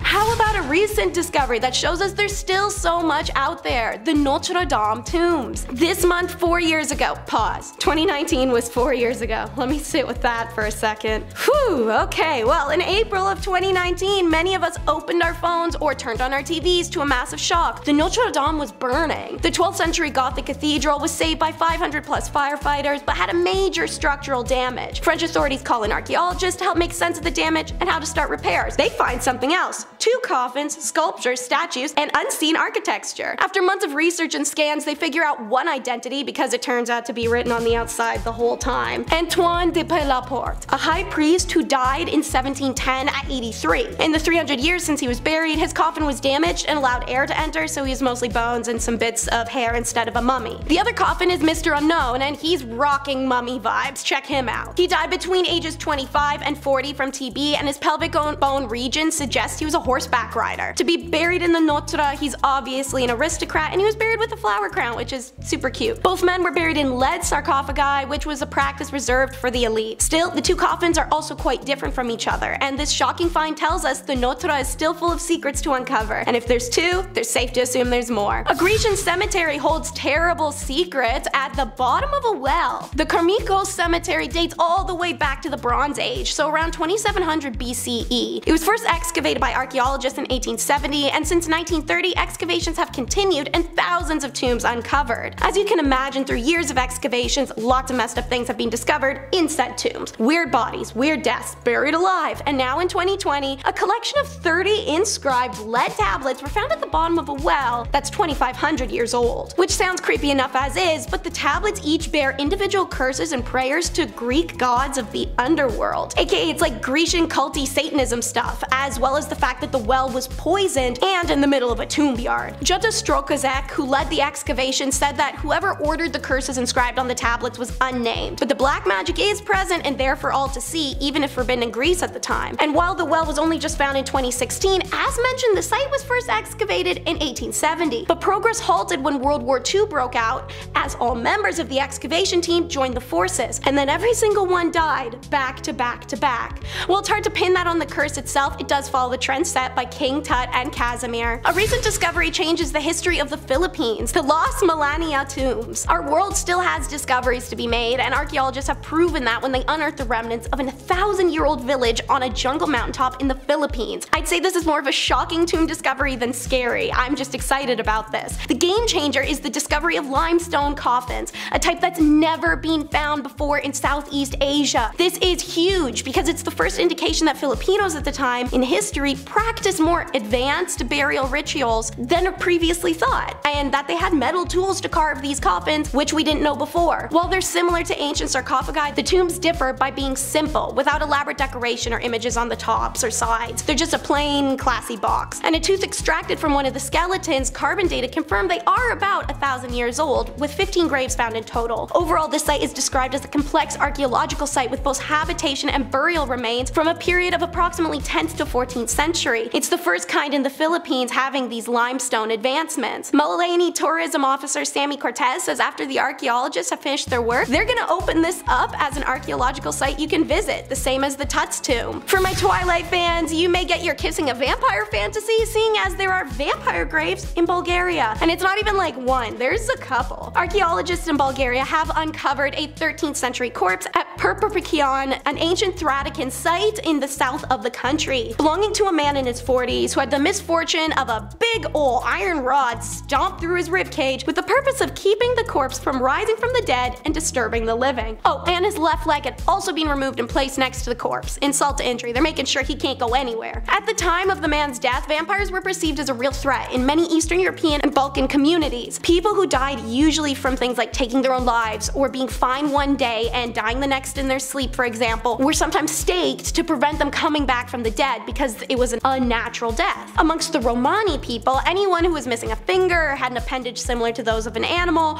or had a horrible appearance, yikes if you're ugly, was regarded as someone who is dead. In Russia, those who talked to themselves were suspected of being a vampire in nature, so I guess I might be a vampire because that's essentially kind of what I'm doing right now, isn't it? To date, nearly 100 skeletons have been found across Bulgaria, nailed into their coffin with iron stakes or with heavy bricks and stones placed in open mouths. As I've mentioned in many of my recent demon and ghost videos, if multiple cultures report the same creature and the same method of execution for the thing even before meeting each other, I'm inclined to maybe believe this was real. This tomb hides dirty laundry and family secrets, the New Grange and Douth tombs. It starts with a dirty story. 11th century Meath County, Ireland, a salacious folktale is passed down for 4,000 years, saying an ancient king who hailed from the tribe of the gods did some stuff with his sister on the winter solstice as part of magical ritual to restart the sun's daily cycle and save the world from endless night. Supposedly, the deed was done in one of the country's huge burial mounds, which the locals have named the Hill of Sin. The hill is now called Douth Passage, a close neighbor and connected to the New Grange Passage. Its entries are marked with large stones, and on every winter solstice, the sun shines through and lights up the innermost burial chamber. This is supposed to be the result of the magical act that the king performed there. And nearly 1,000 years after the local legend was first written down, ancient DNA suggests a discovery that at least part of the story, naturally the grossest part, was actually true. See, the New Grange Passage is a tomb of over 150 kilometers for a well-connected family according to an ancient DNA analysis. Like a prehistoric version of the Habsburgs, this extended group of relatives seems to have ruled Ireland and maintained its connected dynasties for centuries within the family. Rulers only tend to marry their siblings in societies where the king is actually considered a god, whose perceived divinity exempts them from social custom. The winter solstice claim probably helped these rulers support their godly claim and rally effort it took to move 200,000 tons of rock to build a passage like the New Grange. That's something the pharaohs of Egypt, the kings of pre-colonial Hawaii, and the Inca emperors had in common. This cave tomb discovery is a new breed of human, Homo floresiensis. Once upon a time, on the isolated Isle of Flores, Indonesia, there lived a colony of little people. Very little people. Liang Pananing is a cave on the island of Sulawesi that is part of an island grouping called Wallachia, which ancient humans traveled through at least 50,000 years ago as a meeting point for the major admixture mating event between the Denisovans and the modern humans on their initial journey to Oceania. Here, anthropologists find 7 remains of 3-foot-tall humans with brains the size of grapefruits, suggesting these 18,000-year-old specimens weren't a quirk of ancient hominin, but rather an entire species of miniature people who existed and overlapped with modern Homo sapiens. Although the odd little humans likely left no descendants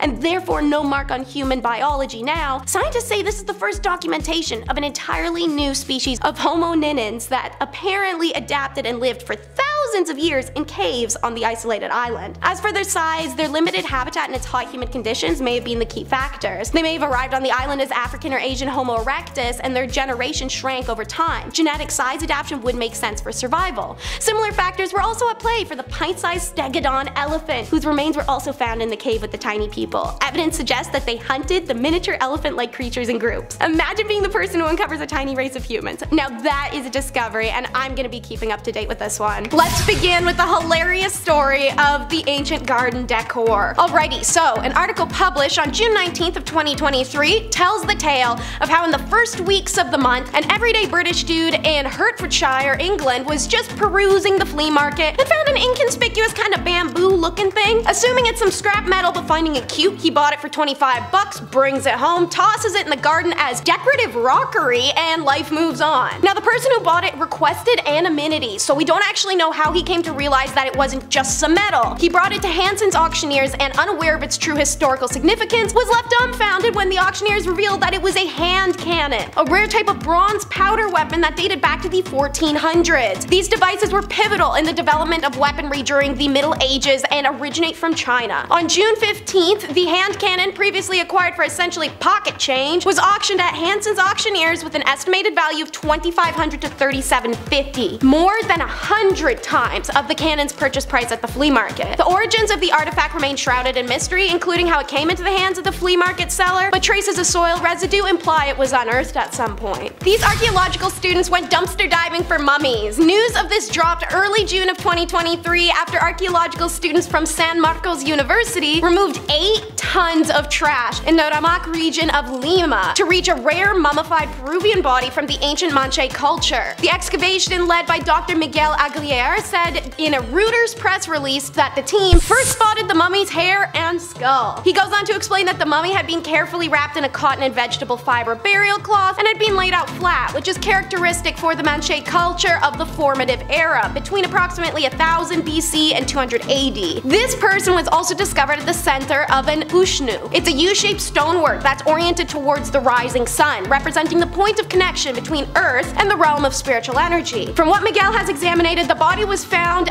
offered as a sacrifice during the last phase of construction of this temple. This is called a foundation ritual, which were significant in South America, Egypt, the Baltics. If you saw my video, The Top 10 Terrifying Urban Legends with Historical Backgrounds, you may know the specific foundation ritual they called Hitobashira in Japan. While every culture has practiced it and had its own name, the act was to place a person, live or dead, where the foundation of a building is to be laid and bury them beneath. Based off the mummification, unlike the poor peasant woman buried beneath Maruka Castle, this person was deceased pre-ritual. Number 8.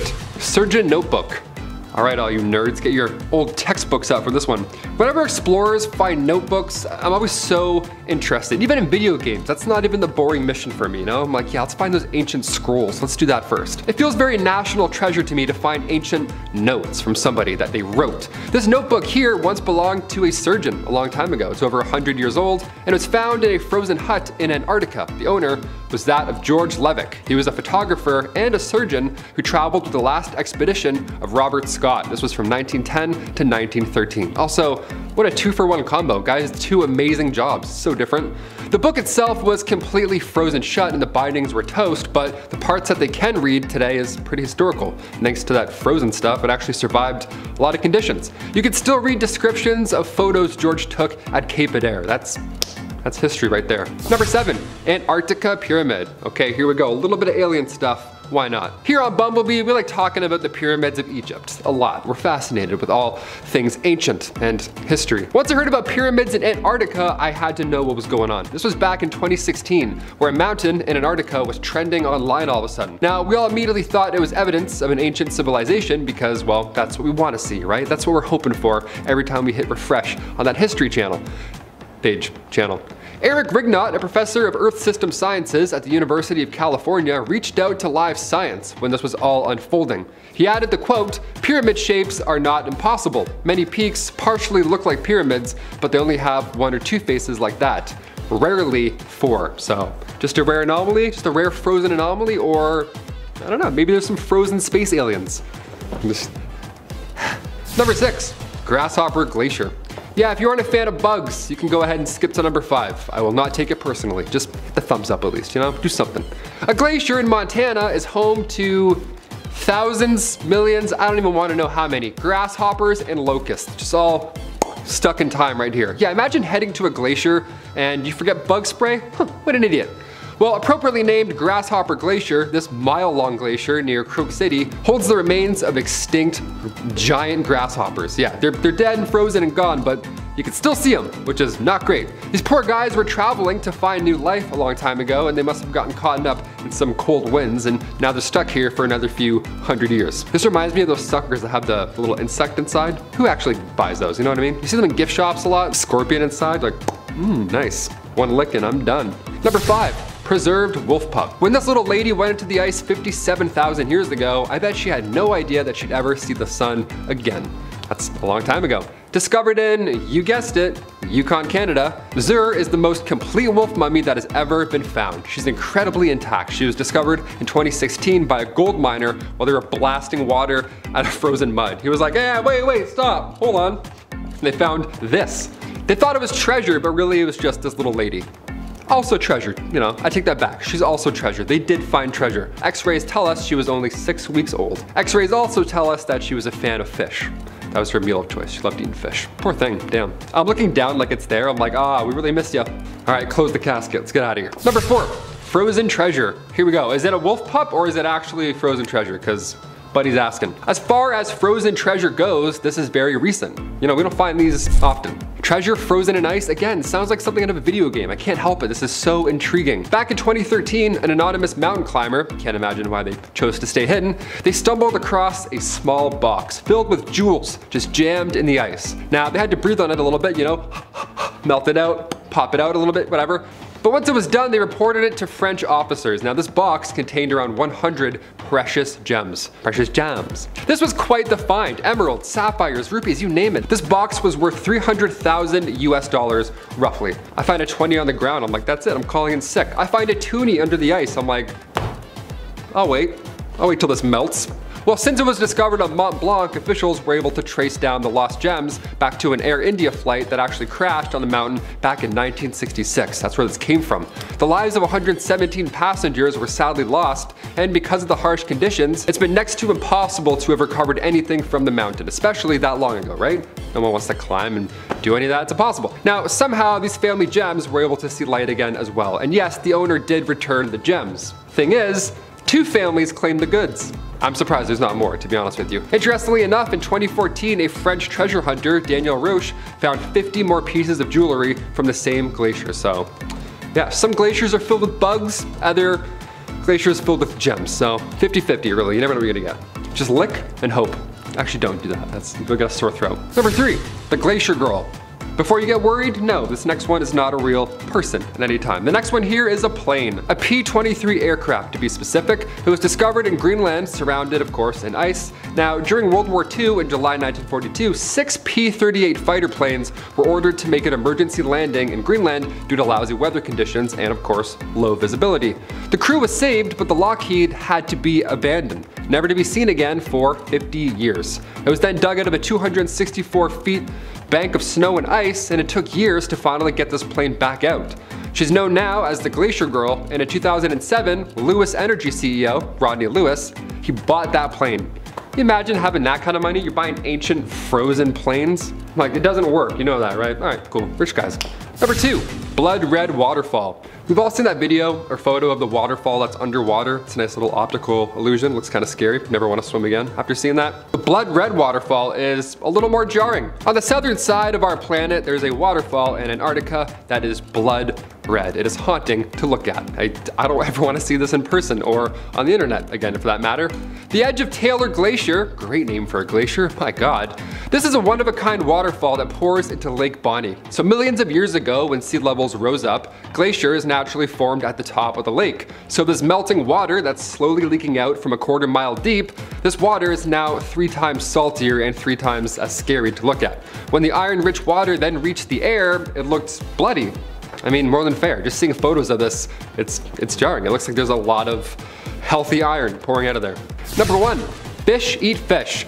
This one's kind of funny, you know, funny timing. We gotta finish on a nice, is that a real photo? We gotta finish on one of those. If you know anything about me, it's that I'm not a fan of lakes or oceans or anything underwater. I'm good. Land, beaches, plains, perfect. Let's do that. This video went viral not too long ago and it is very real. These 2 brothers were fishing on Indiana's Wawasee Lake and they saw a pike eating a bass, only both parties were completely still because they were both already dead and both completely frozen. Mid-meal, this guy's got a fish in his mouth, frozen in time. This is a once-in-a-lifetime opportunity. We found this. This is a real thing. They posted the original photo and nobody believed that it was real, so they had to follow up and post the video where they actually remove it from the ice. So, totally official. I would also think this is fake too. It looks like a meme that you'll have in the back of a class where it's like, hey, always a bigger fish, don't give up, or something weird like that. Like Will Smith with a thumbs up next to like a glacier. You're like, is this motivation? I don't know, this is weird. Number 10. Inca mummies. Right off the hop, we got a 3-in-1. Buckle up, folks. March 16th, 1999, right near the summit of Lililaiko, so around 7,000 meters up in the sky, near Argentina and Chile borders. Right all the way up there, ancient history, it appears it was just waiting frozen in the cold. It was waiting in the form of 3 Inca mummies. Further studies found that they were most likely sacrificed in the name of some sort of religious Inca ritual around the year 1500 CE. It's quite a long time ago. They were found in a small opening less than 2 meters under the ground. Now again, this discovery was shocking. They looked like they were just asleep. That's what being frozen does to you. It makes your body look nice and fresh all the time. But in reality, they'd passed around, the 1500s. They're some of the most well-preserved mummies in the world. They now rest at an exhibition in the Museum of High Altitude Archaeology in Salta, Argentina. So, if you're ever in Salta, there you go. Number 9, giant beaver skull. Big beavers, you say? All right, hit that thumbs up. So the Yukon permafrost, it seems to be a hot spot of sorts. As it should be. Lots of ancient animals just got stuck in time, and of course in great condition, lucky for us. Scientific name for giant beavers back then was Castroides ohainus. The giant beaver was on average larger than humans. As Jurassic Park as this thing looks, it only ate pond weeds. It was a gentle giant. He was a fan of the salads, it seems. Hold the beef. You would think otherwise looking at it. It looks like a monster. One of the largest rodents in history, rather. They were probably really cute. I'm not gonna lie, they look kinda nice, at least on Google. 50,000 years ago, they didn't chop down trees, just weeds.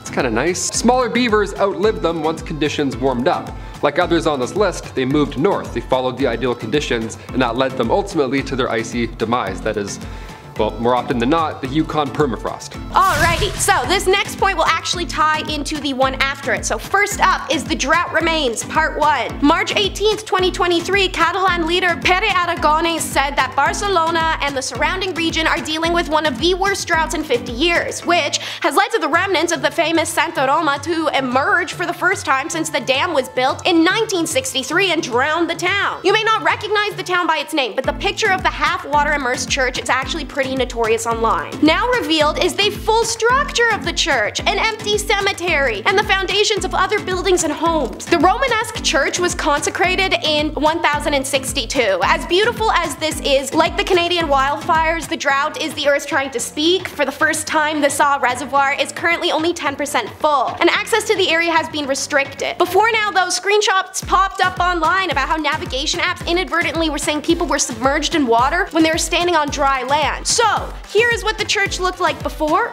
and now after. This isn't good, guys. Spain's government warned about the eventual need for emergency measures to conserve water, and officials said the reservoir is connecting to the Ter Llobregat River, which provides the main water supply for Barcelona, have shrunk to 27% capacity. Alright, now it's the drought remains part 2. Only a couple months passed from those announcements, and now the remnants of the royal site La Isabela bathhouse, part of a small waterside community that began to emerge in 2022, are almost completely above ground now. This time last year, Spanish reservoirs were at 40% capacity on an average in early August. Beforehand, it was a 10-year average of around 60%. Now they are sitting at 22%. La Isabela was a spa town located on the banks of the Guadalquivir River. This spot was patronized by the Roman city nearby and called Santander, aka Well of Health, by Arabian people. Accurately so, because people came to seek relief from various diseases such as gout, epilepsy, seizure, rheumatism, skin eruptions, and so the site became a pilgrimage, but also a locals haven. There were about 50 houses, all with many rooms for visitors and residents who were going to benefit from the thermal spa water. As in so many spas, its waters could be taken as a drink or in a bath. People preferred to use this particular spring as a drink despite the bad taste that sulfurous hot springs often have, even at low temperatures. Over the years, 2 casas, a church, and a few fountains that adorned the streets were added. In the immediate vicinity was a large orchard, and all the vegetation in the valley was very abundant, similar to that found in valleys that cross La Acaria. Then in 1942, the decision is made to douse the village and make it a reservoir. Since then, it's been under the waters, and now those waters sit at a 22% capacity. We are officially in the middle of the list, which means pizza fresco break. This is neither unsettling nor scary. I just desperately need some dopamine, so share the exciting news with me that on June 27th of 2023, the Italian ministry said, alright, we have something to show you, but please don't freak out. And they revealed to us this. It is a still life fresco unearthed in Pompeii of a pizza. Okay, well, it's not a pizza. Italian Culture Ministry announced that it's what looks like a pizza. I guess technically the fresco depicts a flatbread because a pizza includes tomato and mozzarella according to them. The ancient origins of flatbread dates back to approximately 14,500 years in Jordan's Black Desert region, suggesting they've actually been part of the human culinary history for tens of thousands of years. As proven, showing up all over the world, all through the centuries, all in different ways. In the case of these Grecian flatbreads, they'd be eaten with pomegranates or dates, or dressed up with spices and a type of pesto sauce, which looked to be atop the bread, not baked onto it. A wine goblet and other fruits are depicted on the same tray. The oldest recorded reference to a pizza-like dish can actually be traced back to ancient Greece in the 5th century BC. In the gastronomic poem Hedipithia, the Greek poet Archestratus mentioned a dish called plakos, which is a form of flatbread topped with various ingredients. Pretty good pizza break, right? Yeah, now back to calamity. Let's talk about how they just completed the 6th Saqqara excavation. That's right, round 6 of tearing apart Egyptian tombs in the necropolis so that the British Museum, Sorry, I mean the people of the world can have access to the ancient treasures and secrets of the past. The information revealed to us on January 26th of 2023 is that not only did they find some mummies, beautiful artifacts, and hieroglyphics, but also an animal embalming and mummification workshop. The newly discovered animal embalming workshop was constructed with mud and limestone floors. A number of rooms and halls contained pottery, linen animal embroidery, and different animal burials. One room had a collection of bronze tools used for said mummifications and 5 stone beds for the most sacred of Egypt's animals to be mummified on. These would be cats or baboons or even a hippo. As for the peoples, they found 2 tombs. Tomb 1 is someone called Nihasaba, and Tomb 2 went by Menkeber. The names of these men and their wives are painted in the tomb, and alabaster statues are found painted in vibrant blues, catching their once live image. A campy classic hero has had his homeland found. Next up will be Conan Comes Home. June 24, 2023 is our latest update on the 14th year of excavation in the central Kikikal province of Turkey. That update? Japanese archaeologist Kimiyoshi Matsumura revealed that the Buklakale village, which is divided into upper and lower, was the first settlement of the Sumerians, an ancient equestrian nomadic people in Anatolia. Artifacts discovered at the site corroborate this, while also revealing the evidence of warfare within the constructed fortress. On the top layer, we found remnants from the Ottoman period. Below that, we found artifacts from the Hellenistic period, the time of Alexander the Great's arrival. Beneath that, we identified architectural remains, but before that, we found traces of the Lydians. Below that, we found the fortress constructed by the Sumerians, which is what we were aiming for. And beneath that, we discovered settlements dating back to 2000 BC in the Hittite period. Currently, we have reached that level, Kimiyoshi had explained. Located at a strategic point along Turkey's longest river, the community was inhabited from the early Bronze Age to the Ottoman era and served as a natural bridge throughout history. This city has played a crucial role at the crossroads between East and West. The Sumerians naturally are known best for their military prowess and their raids on neighboring kingdoms, and Conan the Barbarian. Our older audience definitely remembers the campy classic from 1982 where they tried to convince us Arnold Schwarzenegger could do a German accent. He could not. Anyways, glad we found your home and proved to doubtful historians the Sumerians actually existed, Conan. If they thought to look sooner, more would be left, but for now we're making the most of the Stonehenge grave sites. Many countries have laws in place that archaeologists have to do sweeps of areas before any development can be done. Too many incidents like the terracotta soldiers, Rosetta Stone, and the rune stones in the floorboards have occurred. It's a great law, and one that allowed for the discovery of the burial site right near Salisbury, England. This unearthed burial mound and tombs are from prehistoric times, approximately 4,000 years old. These types of mounds are known as barrows or round barrows, and they were most commonly made as a tomb cover and a grave marker during the Beaker and early Bronze Ages of 2400 to 1500 BC. The archaeologists found enough clues to conclude these barrows had been made during the later period, meaning they were installed 1,000 years or more after the monuments at Stonehenge were erected just 10 miles away. But let me add some heat, y'all. One of the burial mound's ditches showed clear signs of having been altered from slightly ovular to circular, with the latter representing the normal British Bronze Age preference. Based on the changed design, the archaeologists speculate that the oval-shaped barrow may have originally constructed during the British Neolithic period, 4100 to 2500 BC. This suggests the cemetery actually predates the early Bronze Age, and the burials may have taken place there for several centuries before the Bronze Age tomb was installed, aka before Stonehenge was assembled. Holy but the spice level still ain't enough, so let me pour some more on ya. What also makes this oval to circle tomb widely significant is it's a mass grave and it's the center of the circle. Archaeologists note that this type of group burial is most uncommon, and they are anxious to complete radiocarbon dating on the remains found and learn more about how the people in the grave lived and died. Whenever Poland shows up in archaeology news, about 50% of the time it's because they found more new vampire graves. Publicized in the first week of June 2023, archaeologists in Poland have excavated what's being called a mass suspected vampire grave. How can they tell? Probably the fact that 450 skeletons casually have their heads lodged between their legs, coins in their mouths, and bricks surrounding them. You know, the usual Polish techniques that were found on other vampire grave sites in that country in 2014 and 2016 and 2017 and 2022 and now in 2023. Suffice to say, after all the other vampire graves, the archaeologists are kind of in the habit of this now and can identify the obvious signs pretty quickly. In a Daily Mail article, archaeologists may Lisy Skromski explained that in rural 19th century Poland, it was a common practice to behead vampires. Moreover, the act of placing the coin in the mouth was believed to negate the vampire curse and spreading its disease amongst the living. People also believed that certain types of brick prevented vampires from returning from the dead. In this case, over 30% of the 450 bodies had bricks on them. The archaeologists explained that people believed members of the deceased's family that died shortly after the vampire's funeral might also be vampires. Therefore, after burial, a grave could be dug up and the deceased's head cut off, which was then placed between the legs. But in the case of those who were suspected of being vampires themselves, evidence of decapitation after burial is rare. Take what you will from that. And of course, the very last on our list is the one I'm insanely excited about. They call it Netherlands Stonehenge. Even though the site near Tiel was discovered in 2017, the archaeologists weren't certain about what it was. There's scattered grave sites, mounds, and other fascinating installations. Complicating things further, approximately 200 archaeologists participated in the digs at the site at one time or another, leading to the work not being well coordinated and important findings not always shared. Ultimately, Kristen van der Linde from BAAC Archaeological and History Research pulls it together with this team, and they're able to now confirm the location was an ancient religious complex over 4,500 years ago. When did they confirm this? Drumroll please? 6 days ago! This amazing site, which some are already referring to as the Netherlands Stonehenge, has earned this title quickly because, like Stonehenge, the various features of the complex were carefully built to align with the sun, planets, or stars, or to signal important astronomical events. Also, like Stonehenge, marking the arrival of summer and winter solstice appeared to be a major priority. Archaeologists working at the site have discovered approximately 80 burials so far, and in case I'm not visibly vibrating with excitement yet, one of the graves contained a glass bead that was imported from ancient Mesopotamia, the oldest bead found in the Netherlands, and proof that the Bronze Age trading networks connected Northern Europe with parts of the near ancient East. Despite the tremendous separation in distance,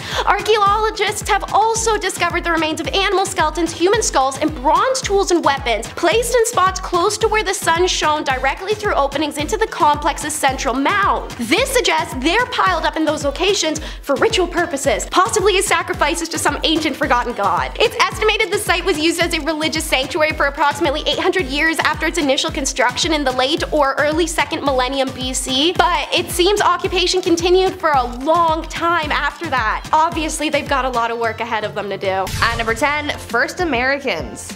2021 brought us a lot of new discoveries. The study of ancient humans gained more information with the discoveries made last year. One of the bizarre finds from last year include footprints that are believed to have belonged to some of the first people to set foot in America. These footprints were discovered in muddy earth at the edge of a wetland in New Mexico and were very well preserved. After some research was done, it was found that these footprints were made somewhere between 21,000 and 23,000 years ago, which greatly pushes back the timeline of when humans came to the Americas, the last continent to be settled by humans. Up until this point, it was believed that the first humans arrived in the Americas around 13,000 years ago at the end of the last ice age. These footprints, which are believed to have been made by children, have scientists thinking that these humans migrated to the area during a time where sheets of ice blocked the passage to North America, indicating that they were there much earlier than previously thought. At number 9, Dragon Man. Now, even though the name might not suggest it, no, this is not a half-man, half-dragon, but it's still a strange discovery. This past summer, scientists discovered the skull of this new human species that they've named Homo longi, longi being the Chinese name for dragon, and dragon being a reference to the location that these remains were found, since they were discovered by the Dragon River region in northeast China. The skull of the Dragon Man dates back 146,000 years, and scientists believe that this new species belongs to another sister group of the Homo sapiens, so they're even more closely related to us than Neanderthals. What stunned researchers the most about this incredible find was the size of this being's skull, because it was pretty big for a hominid from this time. This find opened a new avenue of discoveries for scientists, so that's exciting news for anyone who takes an interest in this sort of thing. I mean, with further research, who knows what we could learn from this find. In our number 8 spot today, we have Heraklion. Also known as Thonis to the Egyptians, this was an ancient city that was located near the mouth of the Nile River. Greek legend says that this was the city where Hercules took his first steps into Africa, as well as the place where Paris hid Helen before the Trojan War began. This is all to say that, to legend, the city was super important important, but aside from legend, no one knew where this place was or how to find it. Well, just over 2,000 years ago, it turns out that either an earthquake, a tsunami, or a combination of the two hit the city and submerged it underwater. It used to be believed that Thonis and Heraklion were two separate places and that they were both located on what is now Egyptian mainland, but neither of those things turned out to be true. In reality, in 1999, after 5 years of searching, archaeologist Frank Gaudio located the ruins of the city underwater as they had been submerged in the ocean. Since then, excavations and explorations of the ancient city have taken place, and it was stocked full of some incredibly cool treasures from thousands of years ago. In 2010, a type of ancient Nile riverboat was found here, and even not too long ago, in August of 2021, it was announced that wicker baskets that contained fruits of the doom palm tree, as well as grape seeds that date back to the earliest 4th century BC, had been found among the ruins. In our number 7 spot today, we have Arctic hyenas. Changing it up a bit to ancient remains. Only a few years ago, scientists discovered teeth.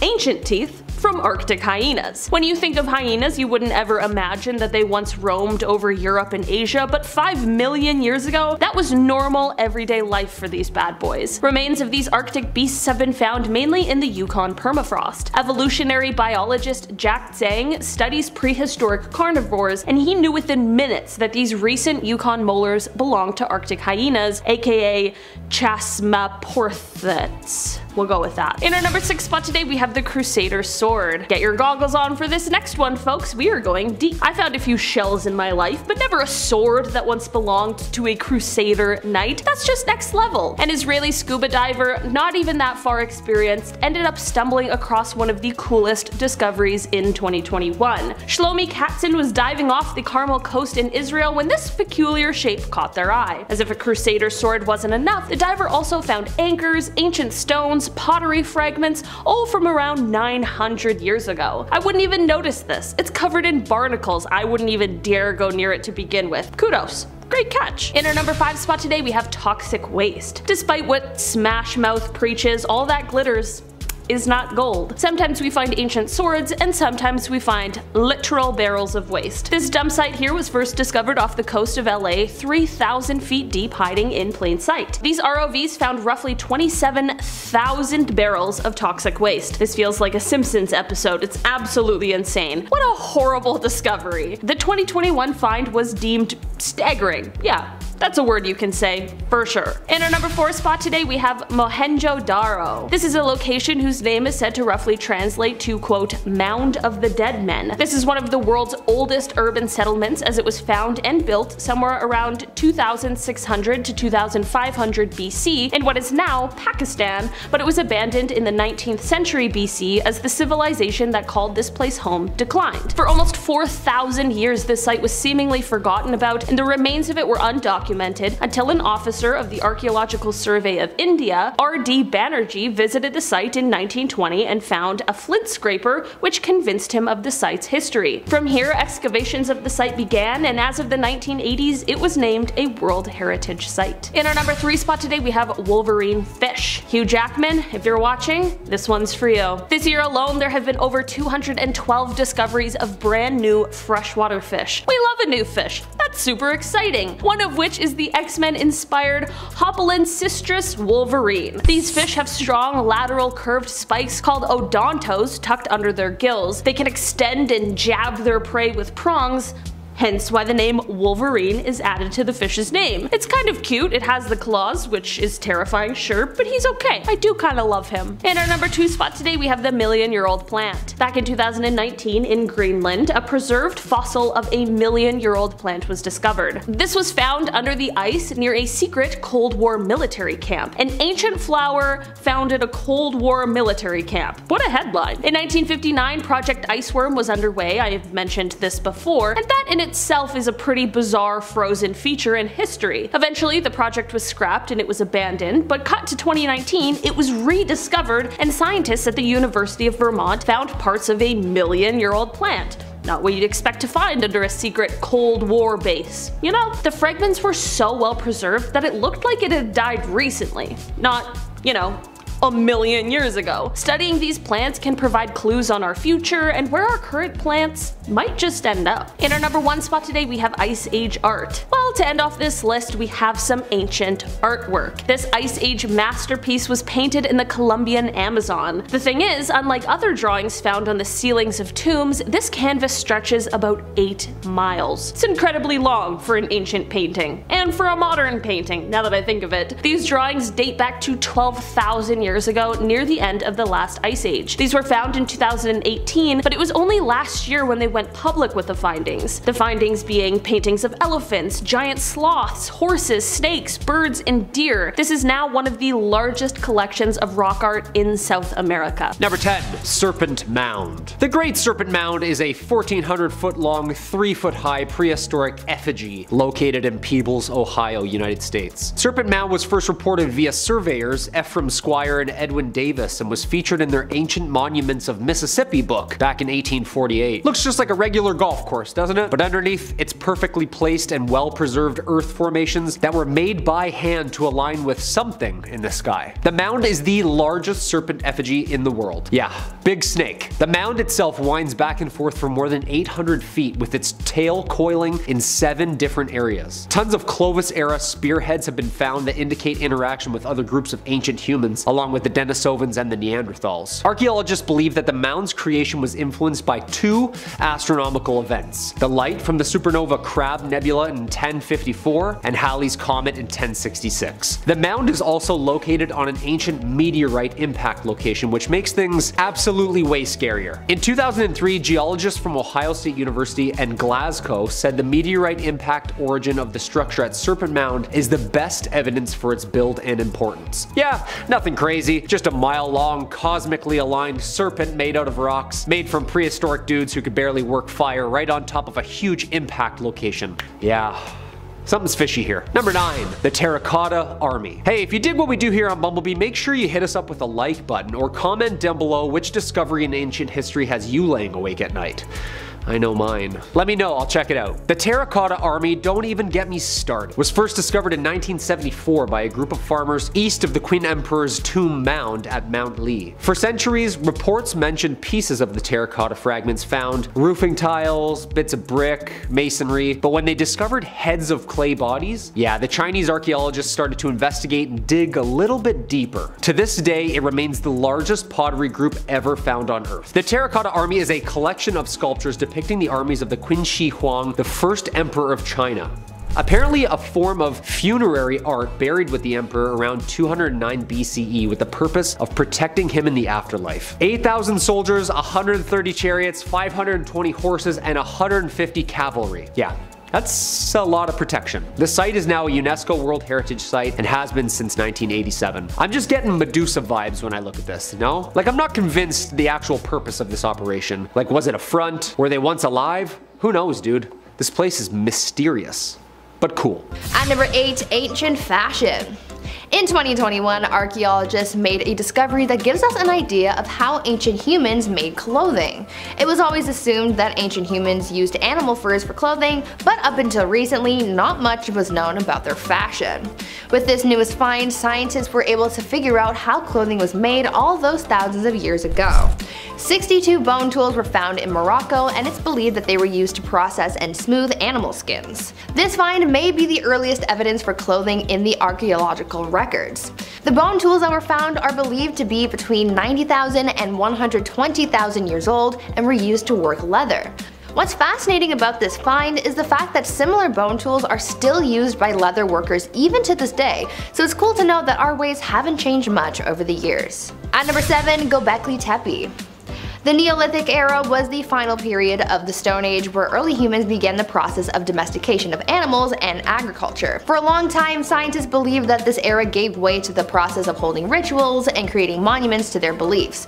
But with the remarkable discovery of Göbekli Tepe, that entire idea was rewritten, as this mysterious site suggested that early hunter-gatherers made this temple as a ritualistic center far before these individuals decided to create settlements and begin the agricultural revolution. Based on on evidence found at this site that dates 6,000 years older than Stonehenge, groups of hunter-gatherers came to this site in Urfa, Turkey some 11,500 years ago, and carved out this ritualistic site out of the limestone that covered the area.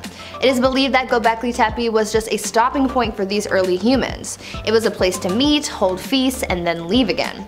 Soon enough though, the desire to regularly hold these gatherings prompted the early humans to domesticate plants and animals to have a more dependable food source. So with this in mind, it is believed that these rituals are what gave way to the agricultural revolution, not the other way around.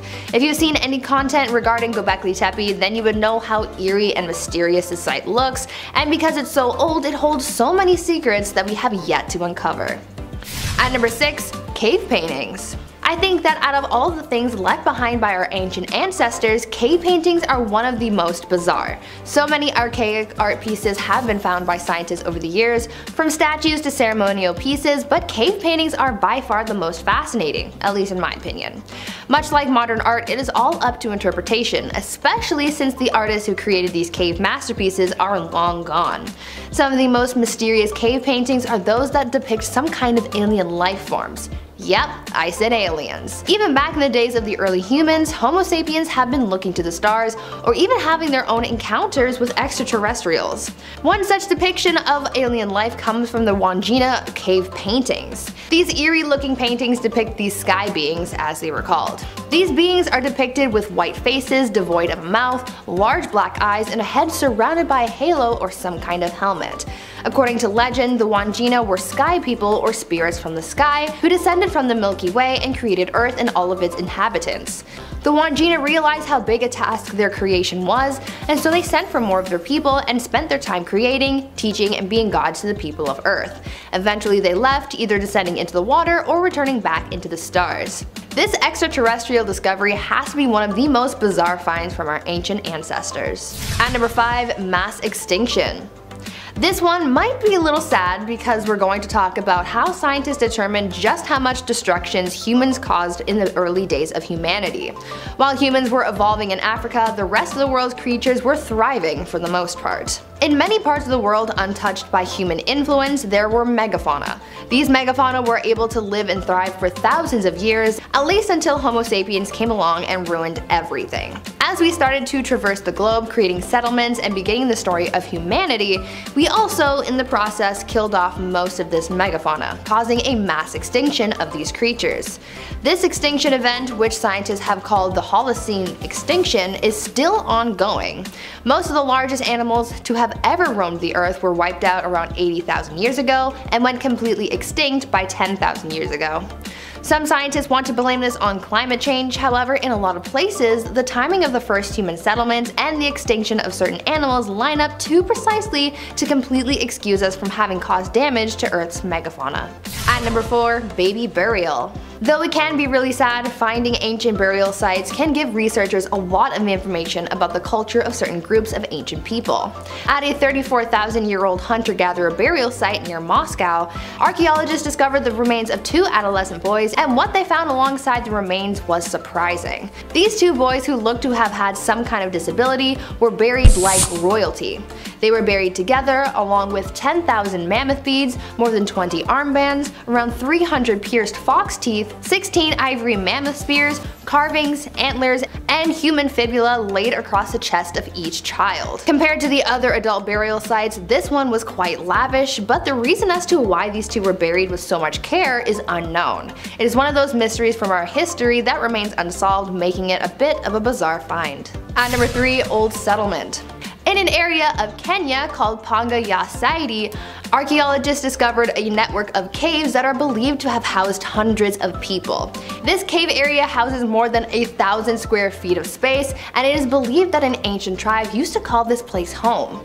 Inside this cave, archaeologists also discovered a collection of various stone tools that date back around 67,000 years. This was the ideal living arrangement for the ancient people who used to live there because the tropical climate of the area would have been good for survival, whereas other areas of Africa would have experienced drought. This discovery just helped further our understanding of how the early humans lived. At number 2, Homo floresiensis. Here's a really interesting species of human that has recently been discovered. Homo floresiensis, nicknamed the Hobbit, were ancient hominids who lived in Indonesia around 100,000 to 50,000 years ago, and as you could probably guess by its nickname, these ancient humans were very small. It is estimated that they only stood about 3'6" on average and weighed just over 60 pounds. Homo floresiensis also had tiny brains, large teeth, shrugged forward shoulders, had no chins, and had receding foreheads. So they definitely did not look like the rest of us humans. So far, the remains of these humans have only been found on the island of Flores, Indonesia, and because of that, scientists believe that this species of human was subjected to island dwarfism, an evolutionary process that occurs from long-term isolation on an island with limited food. This island also has pygmy elephants, who are also extinct. What's pretty cool though is that scientists are currently exploring new evidence that might suggest that Homo floresiensis might have already been small before arriving to the island. And finally, at number 1, ancient music.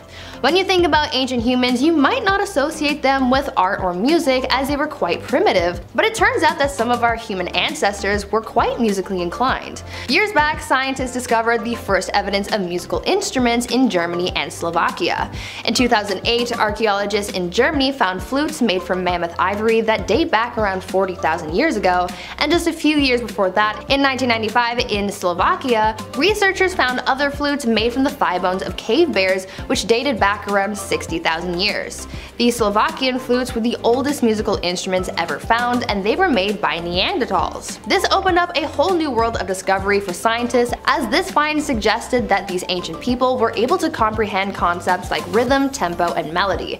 This also suggested that Neanderthals were much more intelligent and sophisticated than we thought. Starting off in our number 10 spot, we have Carol. An American history professor named Paul Kosuk was absolutely fascinated by ancient settlements, like I'm sure a lot of us are. But this passion led to him devoting much of his time to studying in Peru, which has such an incredibly rich history. In 1948, while in Peru, Paul made the discovery he had been waiting for when he came across the dry remains of an ancient city. The remains were carbon dated and placed to be about 5,000 years old. The city of Carol was once the home to around 3,000 inhabitants pre-Inca, and this was already a thriving location while the pyramids were being built. That is how old the settlement is. It appeared to be quite a peaceful place as there were no obvious signs of battles or weapons, but among the remains were homes, plazas, temples, and even an amphitheater. It is said that the city was abandoned in 2000 BC, and in 2009 AD it was made a World Heritage Site. In our number 9 spot today, we have Iram of the Pillars. This place is also known as Atlantis of the Sands, and it is a lost city or area that is spoken of in the Quran. In the Quran, it is said to be a place that is full of lofty buildings, and it was populated by a group known as Ad. This group had turned away from Allah, so the prophet Hud was sent to summon them back. The people did not listen or obey, and as a result, it is said that they were punished with a sandstorm being sent to the area for 7 days and 7 nights. In the end, the city is said to have vanished beneath the sands as if it never even existed. In the 1990s, a team, which was led by Nicholas Clapp, who is an amateur archaeologist and filmmaker, announced that they had found this lost city. It is said that this was done using NASA's remote sensing satellites, ground-penetrating radar, and images taken by the Space Shuttle Challenger. These tools gave them the opportunity to see old camel trade routes and where they all once converged. This point is a well-known area, and once excavated, it is said to have revealed the area known as Iram of the Pillars. Number 8. The Antikythera mechanism. The Antikythera mechanism is an anomaly ancient computer that uses the cosmos to predict astronomical events. A group of sea sponge divers discovered the Antikythera shipwreck in early 1900 just off the island in Greece, hence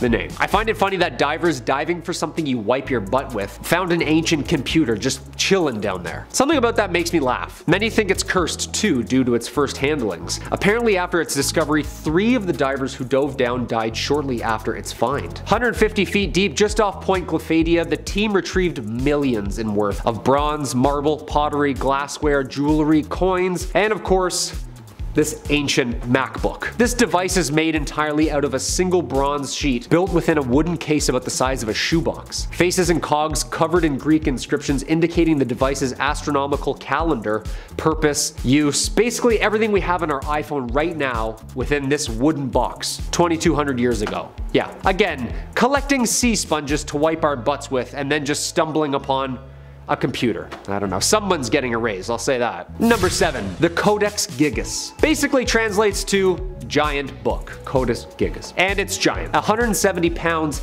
it's the largest medieval manuscript in the world. Also known as the Devil's Bible. Yeah, due to the highly detailed full-page portrait of Satan himself, the demonology written within, and the legend around its initial creation. Made out of 180 donkeys, the famous myth is that the scribe traded his soul to the Prince of Darkness so that he could complete and master the contents of the universe written within this one book, comprised in only one night. Created in the early 13th century in the Benedictine monastery of Bohemia, now modern-day Czech Republic, this book's creepy. Yeah, it contains the complete Bible, like the Old One and the New Testament, as well as everything medicinal and cosmological that a human would know at Earth at that time. All written in Latin, and of course predated glyphs, and of course missing the last 10 pages of the book. Yep, ripped out and missing. I don't know. Who knows? The book lays in the National Library of Sweden in Stockholm. I wouldn't go near it. I wouldn't read it. I wouldn't even touch it. You know, I'm good with goosebumps. That scares me enough. Number 6, the oldest map. A 4,000-year-old stone slab first discovered over a century ago in France may be the oldest known map in Europe, according to a new study. The slab dates back to the early Bronze Age, 4,000 years ago. It was first discovered in 1900 in a prehistoric burial site in Finistère, France. The engravings on the broken stone appear to resemble topographical features including hills, reference points, and river networks. The broken slab, which is 4 meters long, was moved to a private museum in France in 1924. It was then stored in a French castle where it gathered dust until it was rediscovered in the castle cellar in 2014. But only recently are researchers beginning to understand the actual importance behind this prehistoric slab rock. It's been interpreted as the oldest cartographical map in Europe. Yeah, that's old. Number 5, the Voynich manuscript. There's a giant Italian Renaissance folio called the Voynich manuscript. It's named after Wilfrid Voynich, a book dealer who purchased it in 1912, and to this day we don't really know what it is. Hands down, the most mysterious book of all time. Not only is it detailed so carefully and patiently, it's basically like a Tim Burton take on a book about life, with an entire world drawn and recorded that isn't ours. Like parallel universe type stuff. Even the language is unknown, like unknown, like predates Latin and doesn't use phonetic patterns and coding. The riddle of all riddles. Written somewhere between 1405 and 1450, all 240 pages are inscribed in some sort of indecipherable language of about 170,000 characters. Historians and cartographers have tried to crack the code for hundreds of years, yet not one has been successful. Why wasn't this a national treasure movie? I feel like this would have been perfect, like Nicolas Cage, you know? I don't know. Number 4, the Nazca Lines. The ancient, very mysterious geoglyphs that make up the soil of the Nazca Desert in southern Peru is an old one. They were created, we think, somewhere between 1000 BCE and 500 AD. Basically, people would make impressions or shallow incisions on the desert floor, removing pebbles, leaving colored dirt exposed, drawing some sort of depictions of fauna and humanoid scribbles for only those above Earth to visually see. Basically what I'm trying to say here is that these are giant, ancient, unknown drawings you can only accurately depict from space, or from like drones hundreds of miles in the air. In the years leading up to 2020, between 80 and 100 new figures have been found with the use of drones and cameras since at least year 1900. Yo, who's drawing these things? And why is the mountain ranges so perfectly square and flat, like it's been laser cut to draw on? More than 70 designs are zoomorphic, including birds, spiders, fish, lizards, and of course, humans. Lots of different shapes and clothing and builds of humans. Interesting. It became a UNESCO World Heritage Site in 1994. Yeah, I'd like to think so. I feel like this is gonna be on Art Attack. Number 3, the Mother of Dragons. Mary Anning was an English fossil collector, dealer, and paleontologist who became famously known around the world for her discoveries in Jurassic marine fossil beds in the cliffs along the English Channel at Lyme Regis in southwest England. I'm not talking about finding a tooth or something. She found 3 species of dinosaurs. Like 3 different species o dinosaur. Anning's findings contributed to a massive scientific research pushing prehistoric academia towards the future. In 1811, when Mary was only 12, she found a bizarre fossilized skull. Mary then searched for and dug the outline of its 5.2 meter long skeleton, and by the time she was done, everyone in the town knew that she had discovered something important. Scientists thought this was some sort of ancient crocodile. People were puzzled. 10 years later, she discovers a completely new skeleton of plesiosaur. 2 years later, she found one with wings. Today, the Natural History Museum in London showcases several of Mary Anning's historic finds, including her ichthyosaurus, plesiosaur, and pterosaur. Dude, there needs to be like at least 3 movies about her on Netflix, no? Like Jurassic Park, England. Number 2, Göbekli Tepe. This mysterious ancient site in the southeastern Anatolia region of Turkey is dated between 1000 and 12,000 BCE. The site comprises of a number of large man-made structures supported by massive stone megalithic pillars. Göbekli Tepe, or known simply as Potbelly Hill, is the oldest place of which megaliths were mounted. The oldest. Like ever, and most confusing. Pillars richly decorated with promorphic details, clothing, wild animals, fauna, star systems. Archaeologists are puzzled, to say the least. Famous German archaeologist Klaus Schmidt views Göbekli Tepe as a Stone Age sanctuary. Radiocarbon dating indicates that it contains the oldest known ruins that holster butchered bones of not only deer, but pigs, birds, geese, fish. They've been identified as cooked food, prepared for large groups as festivals or feasts. Yeah, they don't really know exactly what this place was used for, but after finding all this academia and scientific knowledge, it's certain that this place was used by scholars of high order to either teach or study the skills of masonry, as well as the cosmos. And it's only been about 1/10 discovered so far. Yeah, just about 1/10. Who knows what other secrets Göbekli Tepe has to unveil? Let's get those other 9/10 undug, no? And the number 1 spot, ancient Greek shipwreck. The oldest ancient Greek shipwreck ever discovered in the Black Sea, and you would never guess by looking at it. This ship is from 400 BC. It's an ancient Greek trading vessel. Not huge, but somehow, this ship has been kept in almost perfect condition for over 2,400 years, a mile below the sea surface. The lack of oxygen actually preserved the ship, and that's why it looked like it sank last year and not thousands of years ago. John Adams, principal investigator with the Black Sea Archaeology Project, describes the finding as something he never thought was even possible, let alone something he'd witnessed with his own eyes in his lifetime. This discovery changed what we know about ships in the ancient world. It is to date the oldest intact shipwreck ever known to mankind. It can't be beat. This thing is older than most curses. I say pull it up, slap some paint on her, get her going again, no? Quality versus quantity back then? Things were just built to last back then.